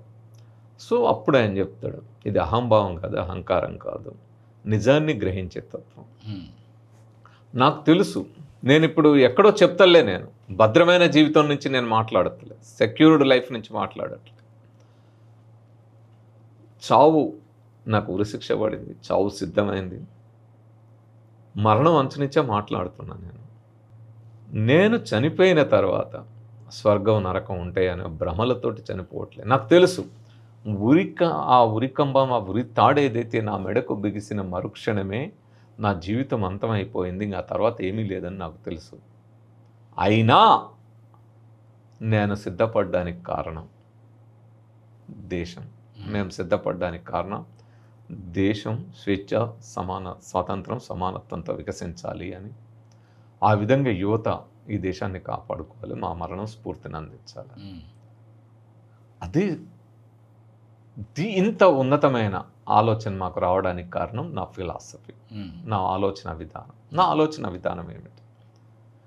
మీరు అందరూ నమ్ముతున్న దేవుడు లేడని గనక మీరంటే మిమ్మల్ని ఒక అహంభావిగా, అహంకారిగా, ఒక దుర్మార్గుడిగా ప్రచారం చేస్తారు. కానీ ఇది అహంభావంతో, అహంకారంతో చేస్తుంది కాదు, వాస్తవాన్ని గమనించి నిజాల్లో బతకడం అనే రకంగా చెప్తారు. సో ఆ రకంగా అది అసలు వాస్తవంగా మనం ఇంతకుముందు యువతరం గురించి మాట్లాడుకున్నాం. యువతరం నిత్య నూతన వికసిత విజ్ఞానవంతులుగా ఎదగాలి అంటే వాళ్ళ మేధస్సు వికసించాలంటే భగత్ సింగ్ రాసిన ఆ పుస్తకం చదవాలి, ప్రతి ఒక్కరు చదవాలి. అందరూ యువతకి ఖచ్చితంగా. ప్రభుత్వం అసలు పాఠ్య ప్రణాళికలో దాన్ని భాగం చేయాలి. ప్రభుత్వం దేశ స్వతంత్రం కోసం పోరాడిన యోధుడు ఉమ్, చివరి దశలో తన ఉరికంబం ఎక్కే ముందు తన భావాలని ఏ విధంగా ప్రకటించాడు, ఎంత ఉన్నతంగా, ఎంత స్పష్టంగా, ఎంత నిక్కచ్చిగా, ఉమ్, ఎంత దృఢంగా, ఉమ్, అంటే ఏమాత్రం శశబిషలు లేకుండా, ఉమ్, నేను చచ్చిపోతున్నామన్న భయం లేకుండా, భీతి లేకుండా, ఒక ధైర్యంతో, ఒక సెల్ఫ్ కాన్ఫిడెన్స్తో రాశాడు. అంటే యువతలో ఆ సెల్ఫ్ కాన్ఫిడెన్స్, ఆ ధైర్యం, ఆ స్థైర్యం, మానసిక స్థైర్యం, ఉమ్, ఎంతటి మానసిక స్థైర్యం ఉమ్, భగత్ సింగ్ జీవితం నుంచి కానీ మన స్టీఫెన్ హాకింగ్ జీవితం నుంచి కానీ అసలు అంతటి మానసిక స్థైర్యం అనేది ఉన్నతమైన స్థితిలో ఏ విధంగా ఉంటుంది? ఒక మనిషి ఉన్నతమైన మానవులుగా ఆ ఆలోచన అంత ఉన్నతంగా ఎదుగుతుంది అనే దానికి ఈ ఉదాహరణలు అనేకం ఉన్నాయి. ఇవి రెండు కూడా మనకు కనబడతాయి. ఆయన సంఘటన జీవితాన్ని ఆ లాస్ట్ కొన్ని రోజులు గడిపినటువంటి దాన్ని చూస్తే శేషేంద్ర శర్మ రాసిన ఒక చిన్న కవిత గుర్తొస్తుంది. ఈ దేశం జెండాకుండే పొగరు ఉంటుంది అని చెప్తారు కదా, ఆయన కరెక్ట్గా సూట్ అవుతుంది భగత్ సింగ్. ఖచ్చితంగా. సో అదే, అంటే అంత ఉన్నతంగా అట్లా చెప్పగలగాలి. చాలామంది అసలు ఇక్కడ మన దేశంలో యూత్ని ఎట్లా భ్రమలో ఉంచుతారంటే, నేను అంటే ఈ ఆలోచన తత్వం పెరిగేంత వరకు కూడా నేనున్న భ్రమే ఏంటంటే, నాకు చెప్పబడింది ఏంటంటే భగత్ సింగ్ భగవద్గీత పట్టుకొని చచ్చిపోయిండు. ఇప్పటికి కొంతమంది అదే చెప్తారు. ఆయన అంత స్పష్టంగా తన ప్రభావాలు ప్రకటించుకుని వయ్యామెతిష్ట అని ఆయన చదివిన పుస్తకాలు ఏమిటి అనేది ఆ జైలు డైరీస్లో, జైల్లో ఆయన మొత్తం అదంతా కన్వర్జేషను, ఆయన ఎవరు ఏం అడిగారు, ప్రతిదీ మనం బయటికి ఒక్క కాగితం వచ్చినా కూడా అక్కడ రికార్డ్ చేస్తారు. ఏం అడిగారు, ఏం అడుగుతున్నాడు, పుస్తకాలు అడుగుతున్న, బాంబులు అన్నీ ఉంటాయి కదా, మానిటరింగ్. సో అవన్నీ రికార్డెడ్ కదా. ఇప్పుడు ఆయన వాళ్ళ ఫాదర్ని అడిగిన బుక్స్, ఫాదర్ కొనుక్కెళ్ళి అక్కడ లోపలికి వెళ్ళిన పుస్తకాల లిస్టు ఇవన్నీ ఉన్నాయి కదా ఓపెన్గా. అక్కడ మనం అబద్ధాలు చెప్పేది ఏం లేదు కదా. ఆయన ఏ బుక్స్ అడిగాడు, లెనిన్ బుక్స్, మార్క్స్ బుక్స్ అడిగాడు, తర్వాత ఫిలాసఫీకి సంబంధించిన బుక్స్ అడిగాడు. ఎక్కడ భగవద్గీత అడిగినట్టే లేదు ఎక్కడ. లేకపోగా ఆయన రాసిన పుస్తకంలో తన భావాలు స్పష్టంగా ప్రకటించాడు కదా. లాస్ట్ రాసిన దాంట్లో వయామెతిస్ట్ దాంట్లో ఇంత స్పష్టంగా ఆయన భావాలు ప్రకటించిన తర్వాత కూడా ఆయనకు కూడా ఏదో కప్పాలి అనే ప్రయత్నం జరిగింది. కొంతకాలం చేశారు. ఆ తర్వాత నిప్పును ఎక్కువ కాలం పట్టుకొని ఉండలేరు కదా, ఖచ్చితంగా కాలుతుంది కాబట్టి ఇప్పుడు పట్టుకొని గుప్పెట్లో దాచి ఉంచలేకపోయారు. వాస్తవం మన దాకా వచ్చింది. అనేక భాషల్లోకి ఆ గ్రంథం తర్జుమా అయింది.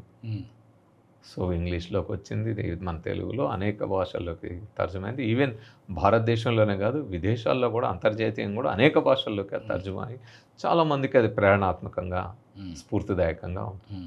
సరే, ఇప్పుడు మీరు హిందూ అయితే బత్తాయి, క్రిస్టియన్ అయితే గొర్రెబిడ్డ, ముస్లిం అయితే ఎడారి మతస్థుడు, ఇందులో మీరు ఏది? అంటే మతమే లేదన్న తర్వాత ఏముంది, నేను చెప్తూనే ఉన్నాను. ఏ మతంలో? అప్పటి నుంచి నేను చెప్పేది ఏంటంటే వైజ్ఞానిక ఆలోచన. నేను చెప్పింది ఏంటంటే వైజ్ఞానిక ఆలోచన అనేది వైజ్ఞానిక మనిషి. సో వైజ్ఞానిక మనిషికి ఇవన్నీ ఉండవు. సో మీరు పుట్టినప్పటి క్రమము అడిగినప్పుడు నేను 10th వరకు పరమభక్తుడు. నేను మామూలు ఏ దేవుడిని? ఆంజనేయ స్వామి. ఆంజనేయ స్వామి, వినాయక, మామూలు భక్తుడిని కాదు. చేతులకు తాళ్ళు, దారాలు ఇవన్నీ కట్టుకోవడం, అవి పూజ. అసలు పొద్దున పూజ చేయకుండా పచ్చి మంచినీళ్ళు తాగేవాడిని కాదు. ఓకే, పచ్చి మంచినీళ్ళు తాగేవాడిని. ఓకే. సో ఖచ్చితంగా పూజ చేయాలి. పూజలో ఏం చేస్తారు అంటే ఏదన్నా ఒకటి చెప్తారా మా కోసం? ఒక శ్లోకమో, పద్యమో ఏదన్నా ఒకటి. నేను నాస్తికుడిని. అంటే ఇక అన్నీ శుక్లాంబరధరం విష్ణు నుంచి మొదలు పెడితే అన్నీ చదివేవాడిని. సో అట్లా రోజు ఒకటి చదువుకునే వాళ్ళము. ప్రతిదీ హనుమాన్ చాలీసా చదివేవాళ్ళము. సో అట్లా అనేక పూజలు చేసేవాళ్ళం. నేను చదువుకున్న స్కూల్ కూడా సరస్వతి విద్యానిలయం. ఓకే.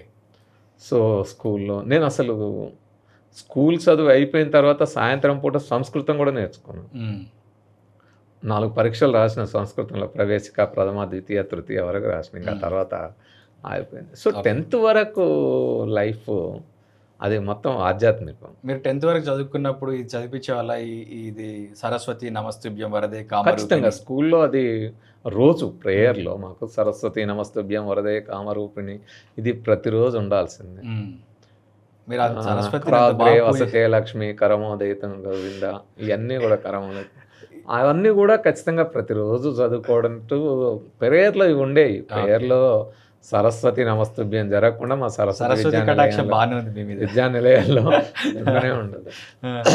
అంటే ఒకసారి మాకు అప్పుడు వసంతకాల శిబిరాలు అట్లా శిబిరాలు ఉండేవి. ఓకే.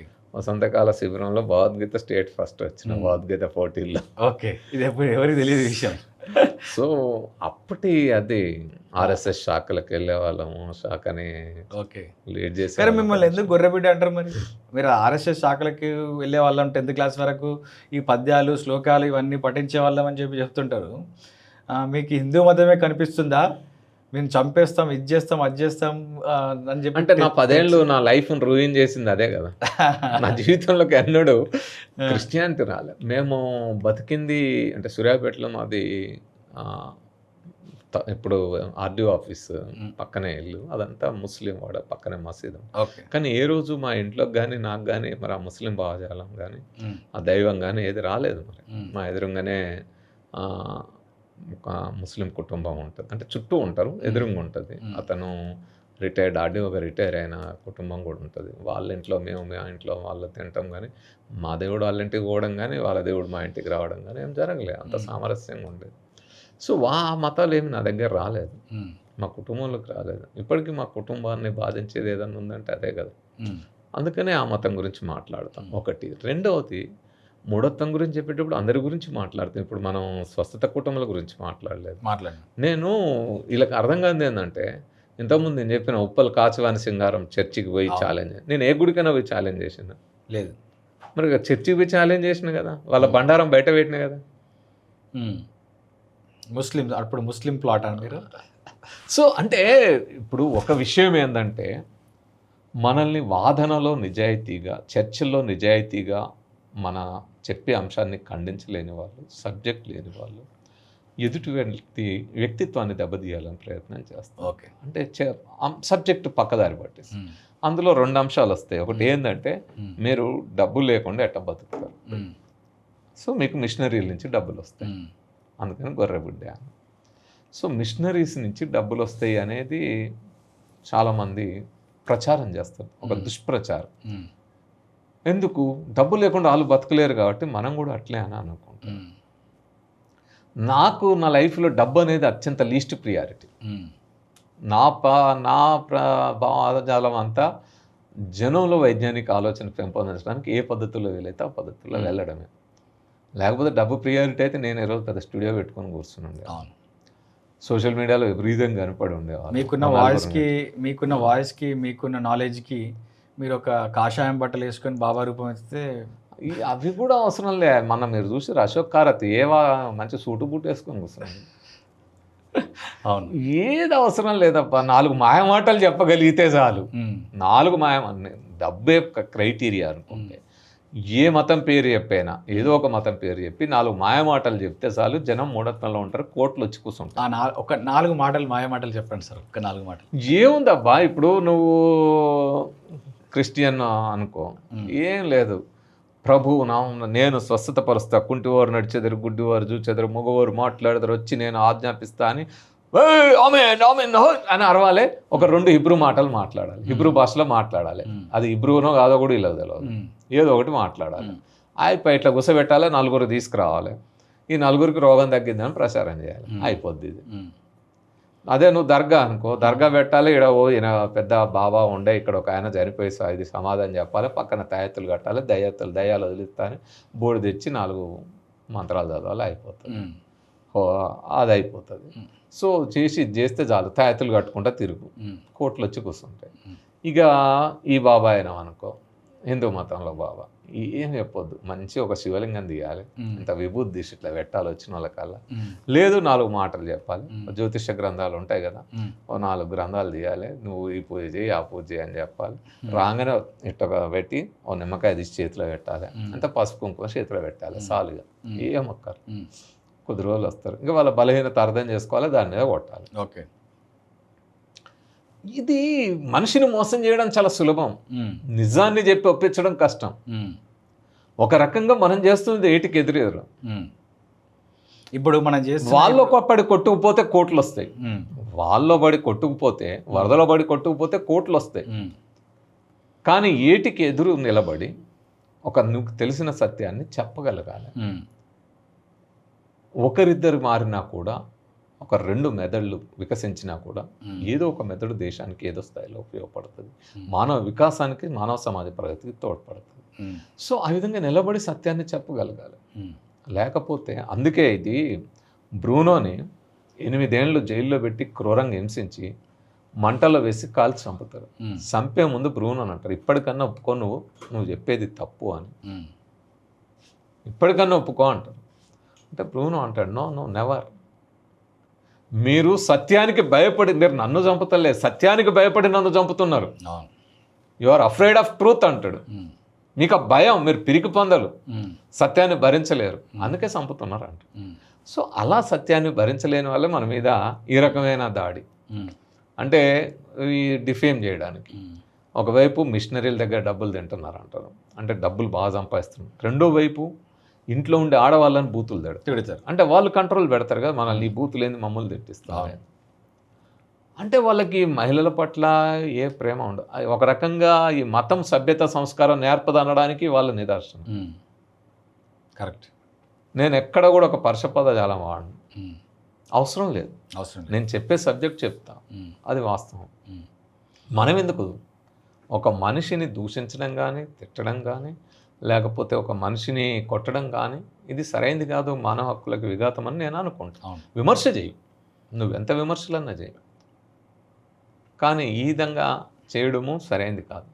వాళ్ళ దగ్గర సబ్జెక్ట్ లేనప్పుడు, చర్చించే అవకాశం లేనప్పుడు, ఆ మూఢత్వంలో ఉన్నప్పుడు, 1000 ఏళ్ల క్రితమే ఆ భావాల్లో, ఆ నమ్మకాల్లో వాళ్ళ మెదడు ఫ్రీజ్ అయినప్పుడు, ఆ ఘనీభవించిన మెదడు ఉన్నప్పుడు, ఇక వాళ్ళ ఆలోచన అంతకంటే ఉండదని అనుకోవడేమో.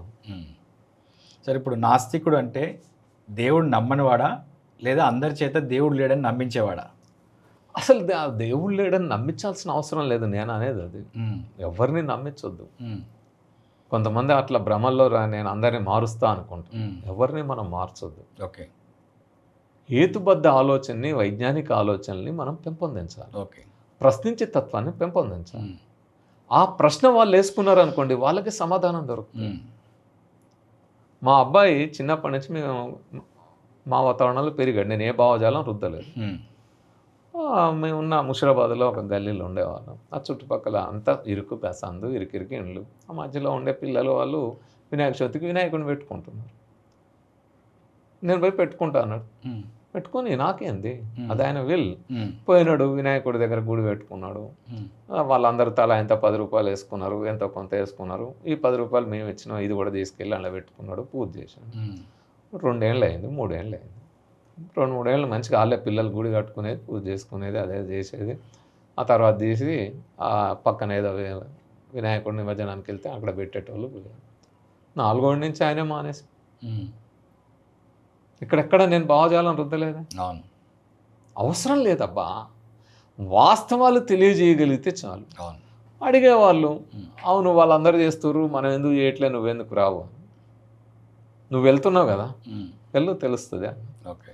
వెళ్ళాడు, ఇట్లా ప్రశ్న అడిగాడు. ఆలోచించు, నేను ఎందుకు రావట్లేదు ఆలోచించు, నువ్వు ఎందుకు పోతున్నావు, అక్కడ ఏం జరుగుతుందో ఆలోచించు, ఏముందో ఆలోచించు, అలా నువ్వే తెలుసుకున్నారు, అయిపోయింది. ఇప్పుడు మా నాన్న బొమ్మన పోరు. సో అలా వాస్తవాలు వాళ్ళకే వాళ్ళు గ్రహించేటట్టు అదే నేను అనేది స్వేచ్ఛ ఆలోచన. సరే, ఇప్పుడు భగత్ సింగ్ని చనిపోయే ముందు వాళ్ళ ఫాదర్ వచ్చేసి, నువ్వు ఇప్పటికైనా దేవుణ్ణి నమ్ము, ఏదైనా ఒక ఫోర్స్ నేను బతికిస్తుందేమో అని చెప్పినప్పుడు ఆయన నేను నమ్మను అని చెప్పేసి ఆమె ఎయితిస్ట్ అని రాశారు. మీకు కూడా సివియర్ హెల్త్ ఇల్నెస్ వచ్చింది కదా, హార్ట్కి సంబంధించి. అప్పుడు ఎవరైనా వచ్చి మీకు దేవుడిని నమ్ము ఎప్పటికైనా బతుకుతారని అనడం కానీ, అలాంటి అనుభవం కానీ ఎదురైందా? అప్పుడేంది, ఆ తర్వాత కూడా చాలామంది అన్నవాళ్ళు ఉన్నారు, అక్కడ అన్నవాళ్ళు ఉన్నారు. అంటే అక్కడ ఉన్నప్పుడు ఐసీయూలో అయితే నాకు ఫోన్ లేదు కాబట్టి ఐసీయూలో నాకు ఫోన్ చేసిన చెప్పిన వాళ్ళు ఎవరు లేరు. బట్ నేను ఐసీయూ నుంచి ఒక పోస్ట్ పెట్టినా. అంటే కోమాలో వెళ్ళి వెంటిలేటర్ మీద ఉన్నప్పుడు ఫోన్ నా దగ్గరికి ఏం రాలేదు. ఆక్సిజన్ మీద ఉన్నప్పుడు ఫోన్ ఒక 5 నిమిషాలు, అప్పుడు ఎవరిని కరోనా టైం కదా, ఎవరిని లోనికి అలో చేయట్లే. బట్ ఒక 5 మినిట్స్ చూస్తాం అసలు ఎట్లుంది అంటే, మా శోభని మా సహచరి లోపలికి వచ్చింది, తనతో పాటు ఫోన్ ఉంటే అప్పుడు ఆ ఫోన్ ఆన్ చేసి ఫేస్బుక్లో మాత్రం ఒక మాట పెట్టిన, ఇప్పుడు నేను ఉన్నా ఐసీయూలో ఉన్నా, నా కండిషన్ సివియర్, ఇంకేంది అనేది తెలియదు, బయటకు వస్తున్నారో అన్నో తెలియదు, బట్ వెంటిలేటర్ నుంచి అయితే బయటకు వచ్చిన, ఇంకా ఆక్సిజన్ లేకుండా బతకాలన్నా, లైఫ్ లాంగ్ ఆక్సిజన్ లేకుండా బతకడం సాధ్యం కాదంటారు, బయటికి రావడం కష్టం అంటారు. అయినా సరే నేను సైంటిఫిక్ ఆలోచనతో ఉన్నా, నేను బయటకు వస్తా. ఇప్పటికైనా సరే నన్ను తిట్టుకునేవాళ్ళు, దూషించేవాళ్ళు, శాపనార్థాలు పెట్టేవాళ్ళు, లేదా బాణామతులు, శాతబడాలు, మంత్రాలు, సాతాన్లు, సైతాన్లు ప్రయోగించే ఎవరైనా సరే చేసుకోరి, మరి నేను హాస్పిటల్ నుంచి బయటకు రాకుండా ఆపుకోరి అని చెప్పి సింపుల్గా వచ్చాను అన్న వచ్చిన. వాస్తవంగా నేనున్న కండిషను అంటే హార్ట్ ఫెయిల్యూర్ అంటారు, dilated cardiomyopathy, blood pumping capacity EF% అంటాం. EF% 25% పడిపోయింది. ఓకే, 25% ఒక దశలో 22% పడిపోయింది. ఎంత ఉండాలి? 60 అబోవ్ ఉండాలి నార్మల్గా, 50 కంటే తగ్గకూడదు. ఓకే, 40 కంటే తగ్గితే డేంజర్, 30 తగ్గితే మోస్ట్ డేంజరస్. సో ఆ ట్రాన్స్ప్లాంటేషన్ తప్ప ఇంకోటి లేదన్న. సో బతకడమే కష్టము, బతికిన 3-4 నెలలు ఏదైనా పొరపాటున బతికినా లైఫ్ లాంగ్ ఆక్సిజన్ పెట్టుకొని బతకాల్సి వస్తుంది అన్న. సరే ఆ ఐసీయూలో ఉండి అప్పటికి అక్కడే ఆక్సిజన్ లేకుండా ఉండే స్థితికి బాడీ చేరింది. ఆ తర్వాత రూమ్లో ఒక రోజు ఉండి ఇంటికి వచ్చేసిన. ఇంటికి వచ్చిన తర్వాత కూడా మళ్ళా 1-2 నెలల తర్వాత కూడా నేను కొంతమంది బయట వేరే డాక్టర్స్ ఎవరు చూసినా ఒకటే, మ్యాక్సిమం 4-5 months, అంతకు మించి లైఫ్ స్పాన్ లేదన్నారు. నడవకూడదు, ఎక్కకూడదు, ఇవన్నీ ఒక సింగిల్ స్టేర్ ఫ్లోర్ కూడా ఎక్కకూడదు, సింగిల్ ఫ్లోర్ కూడా స్టేర్స్ ఎక్కకూడదు, ఇవన్నీ చెప్పారు. సరే పాటించిన ఫుడ్ ఇవన్నీ చూసుకున్నాం. అక్కడి నుంచి గ్రాడ్యువల్గా దాన్ని పెంచుకుంటూ ఇప్పుడు 5 kilometers జాగింగ్ చేస్తా పొద్దున్నే, ఇదే దీని చుట్టే తిరుగుతా. బగాయత్లో, ఉప్పల్ బగాయత్లో కానీ ఇంకెక్కడైనా పార్కుల్లో కానీ వెళ్తూ ఉంటా, ఒక్కోసారి ఒక్కో దగ్గరికి. ఇప్పుడు ఎంత ఉంది సార్ EF ప్రస్తుతం 30 ఉంది. ఓకే, ఇంకా డేంజర్ 25 నుంచి డేంజర్లో ఉంది. బట్ 25 నుంచి 5 yearsలో జరిగింది ఏంటంటే ఇటీవలనే ఈ 1 year నుంచి 4 years నేను 25లో ఉన్నాను. సో లాస్ట్ 1 year అంటే 6 months బ్యాక్ అప్పుడు 30కి చేరింది. మళ్ళీ ఆఫ్టర్ 6 months మళ్ళీ ఒకసారి చూస్తే కూడా 30. సో 30 మెయింటైన్ అవుతా ఉంది, స్టిల్ ఇట్ ఈస్ అట్లా ఉంది. ఇంకా అది చూడాలి 30లో ఉంటుందా, 25కి వెళ్తుందా, పెరుగుతుందా ఏమో, ఇదైతే మెరుగుపడే దశలో కనబడుతుంది. ఓకే, చూద్దాం ఏం జరుగుతుందో. బట్ ఏంటంటే ఈ దశలో కూడా అనేక మంది లేకపోతే అదని, లేకపోతే ఈయన పూజలు చేయడు కాబట్టే ఇట్లా అయింది అని. మరి పూజలు చేసేవాళ్ళు, నేను ఐసీయూలో ఉన్నప్పుడు, కరోనా టైం కదా, ఐసీయూలో ఉన్నప్పుడు నేను చావులను చూసిన, నా ముందే వచ్చి చాలా అనేక ఇబ్బందులు పడి అసలు ఆ నొప్పి భరించలేక కేకలు పెట్టి అది చేసి చనిపోతుంటే కూడా చూసిన. ఒక 6-7 మంది నా కళ్ళ ముందే చనిపోయి బయటికి వెళ్ళారు. మరి వాళ్ళందరూ పూజలు చేస్తూలే కదా. వాళ్ళు అందరూ ఏమంటారు అంటే, మీరు 10th class వరకు పూజలు చేసారు కాబట్టి ఆ పూజలు ఫలించి దేవుడి అనుగ్రహం వల్ల ఇప్పుడు ఆరోగ్యంగా ఉన్నారు మీరు అని. అంటే చెప్పుకోవడానికి ఇట్లాంటి సాకులు, కారణాలు చాలా చెప్తారు. ఓకే, మీకు వాళ్ళే ఒక కథ ఉంటుంది. శివరాత్రి రోజు అంట రోజంతా జాగారం చేసి పూజలు చేసి ఏళ్ల కొద్ది చేసిన వాళ్ళకి ఆ ఫలితం రాలేదంట. కానీ ఒక దొంగ, మన చిన్నప్పుడు టెక్స్ట్ బుక్లో కూడా ఉండేది, ఒక దొంగ వచ్చి రాత్రిపూట గుళ్ళ పడి దొంగతనం చేద్దామని ఆ రాత్రిపూట చేస్తుంటే ఆ దీపం ఆరిపోతే దీపం వెలిగించి తెల్లవారులు అదే కూర్చున్నాడు. ఆ తర్వాత పోయిండు, ఆయన అది తీసుకొని ఏదో పోయిండు, జాగారం చేసి దేవుడు కూడా మన విగ్రహం ముందు దీపం వెలిగించాడు కాబట్టి ఆయనకు కైలాసం ప్రాప్తిచ్చింది అని చెప్తారు. ఓకే, ఇట్లాంటి కథలు చాలా చెప్తారు కదా. అట్లయితే ఒకరోజు ఉంటే కూడా వస్తుంది, లేకపోతే ఇంకోటి వస్తుంది. సో ఇవి చాలా జరుగుతాయి. మరి అప్పుడు శాపనార్థాలు పెట్టిన వాళ్ళు, మంత్రాలు చదివిన వాళ్ళు, తిట్టిన వాళ్ళ దూషణలు కూడా పనిచేయాలి కదా. దేవుడి అనుగ్రహం ఎక్కువ ఉన్నది పర్సంటేజ్. సో అంటే ఇట్లాంటివే జనాన్ని నమ్మించడానికి వాళ్ళు ఇలాంటివి చాలా వాళ్ళే చెప్తూ ఉంటారు. ఎప్పుడో ఏదో ఒకటి నిన్నట్లా కాపాడింది, లేకపోతే భూమి మీద నూకలు ఇంకా ఉన్నాయి, ఆ దేవుడు రాత అట్లుంది, విధిరాతని ఎవరు తప్పించలేరు అంటాడు. నేనంటే మరి విధిరాతని ఎవరు తప్పించలేరు అంటావు, మళ్ళీ నువ్వు జాతకం గారితోటి గ్రహ శాంతి చేస్తే మళ్ళీ విధిరాత తప్పుతుంది అంటవే. న్యూమరాలజీ పేరు మార్చుకుంటే విధిరాత తప్పుతుందా? విధిరాత తప్పదు, శివుడు అంతటోడే బురద గుంటలు దాచుకున్నాడు అని మీరే చెప్తారు. మళ్ళా నేను ఈ రెమెడీ చేస్తే ఈ ఫలితం చేస్తే ఇది చేస్తే అది చేస్తే నీకు పరిష్కారం అవుతుంది, గ్రహగతులు మారుతాయి, లేకపోతే నీ భవిష్యత్తు మారుతుంది అని వీళ్ళే చెప్తారు. ఆ పూజలు చేయించేది వీళ్ళే కదా. అవును. సో ఎటైనా తిప్పి చెప్పగలుగుతారు.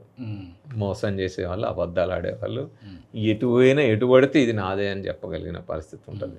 ఇటు తిప్పి అడు తిప్పి ఎటు తిప్పినా ఇక్కడ ఏదో ఉంది అని ఏదో అంటారు కదా, కింద పడ్డ పైసా నాదే అన్నట్టు ఉంటుంది. Okay sir, final question. భూమి మీద అత్యధిక జనాభా ఉన్న 2 దేశాలు పక్కపక్కనే ఉన్నాయి, India and China.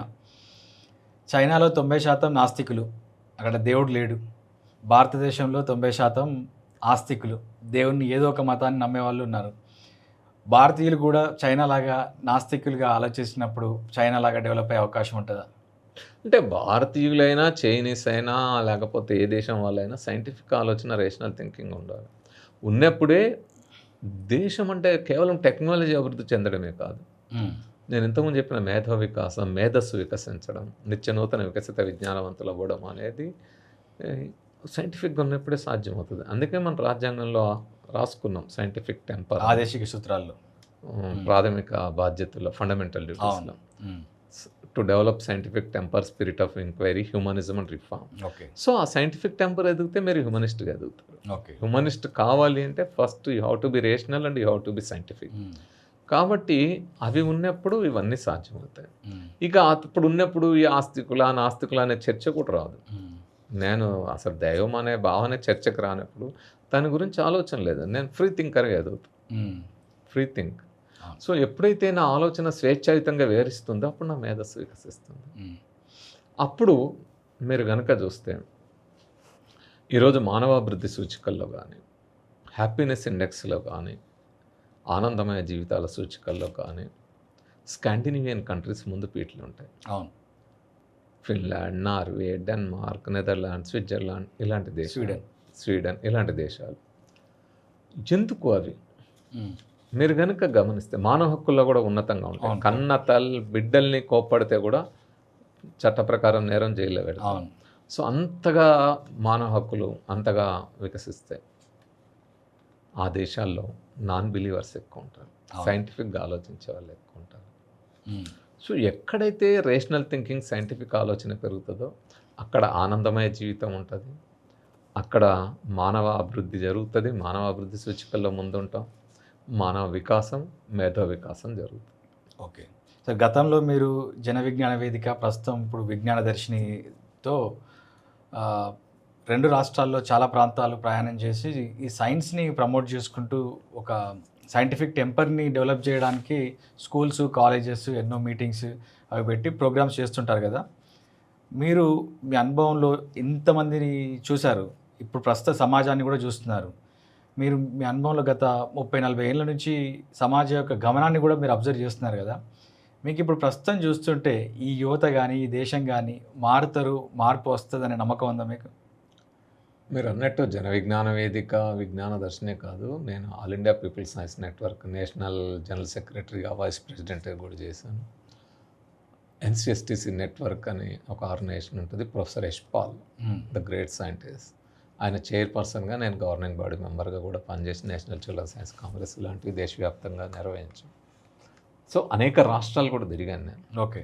North east countries కానీ, నార్త్ ఈస్ట్ స్టేట్స్ కానీ, ఇతర స్టేట్స్, హిమాచల్, కాశ్మీర్ అన్ని రాష్ట్రాలు తిరిగాను దాదాపు మ్యాక్సిమం. సో మీరు అన్నట్టు అనుభవాలన్నిటి రీత్యా చూసినా, మన తెలుగు వాళ్ళలో చూసినా ఈ సంఖ్య పెరుగుతూ ఉంది. రేషనల్ థింకింగ్ వైపు, హ్యూమనిజం వైపు, సైంటిఫిక్ టెంపర్ వైపు ఆలోచించే వాళ్ళు సంఖ్య పెరుగుతూ ఉంది. ముఖ్యంగా యువతలో ఇది బాగా పెరుగుతూ ఉంది. బాగా అంటే నేను పర్సంటేజ్ అంటే 0.001, 0.02 అనేది లెక్క చేయను, కానీ పెరుగుతూ ఉంది. ఈ పెరిగే సంఖ్య ఎంత పర్సంటేజ్ అనేది పక్కన పెడితే పెరుగుతున్నది క్వాలిటీగా పెరుగుతుందా లేదా అని క్వాలిటీగా పెరుగుతాం. ఓకే. సో అది క్వాంటిటీ సంఖ్య పక్కన పెట్టినా క్వాలిటీ పెరుగుతూ ఉంది. చాలామందిలో ప్రశ్నించే తత్వం వస్తూ ఉంది. యూత్ చాలామంది నేను వెళ్ళిన దగ్గర చాలా చోట్ల నాతో అనేక అంశాలు డిస్కస్ చేస్తారు, స్టూడెంట్స్ డిస్కస్ చేస్తున్నారు. వాటి అంశాలు వాళ్ళు చెప్పే దాంట్లో ఇప్పుడు ఈవెన్ మన వీడియోస్లో కానీ, సోషల్ మీడియాలో కానీ, సరే ఆ మూఢత్వంతో ఉండి తిట్టేవాళ్ళు వేరు, కానీ ఈ భావజాలాన్ని అంగీకరించి దీని గురించి మాట్లాడే వాళ్ళు, చర్చించే వాళ్ళు మనకు చాలామంది కనపడతాం. సో అది మార్పు ఎప్పుడూ కూడా ఉన్నత దిశ వైపే ఉంటుంది. మార్పు ఎప్పుడు హేతుబద్ధ ఆలోచన, వైజ్ఞానిక ఆలోచన వైపే ఉంటుంది. మూఢత్వాన్ని పెంపొందించడానికి వాళ్ళకి వందల వేల కోట్లు రావాలి, సినిమాలు కావాలి, మీడియా కావాలా, చాలా కావాలి వాళ్ళకి. కానీ సత్యాన్ని చెప్పడానికి ఏమీ అవసరం లేదు. ఒక గొంతు, మెదడు చాలు. గొంతు కూడా అవసరంలా. స్టీఫెన్ హాకింగ్ గొంతు కూడా లేదు, మెదడు చాలు.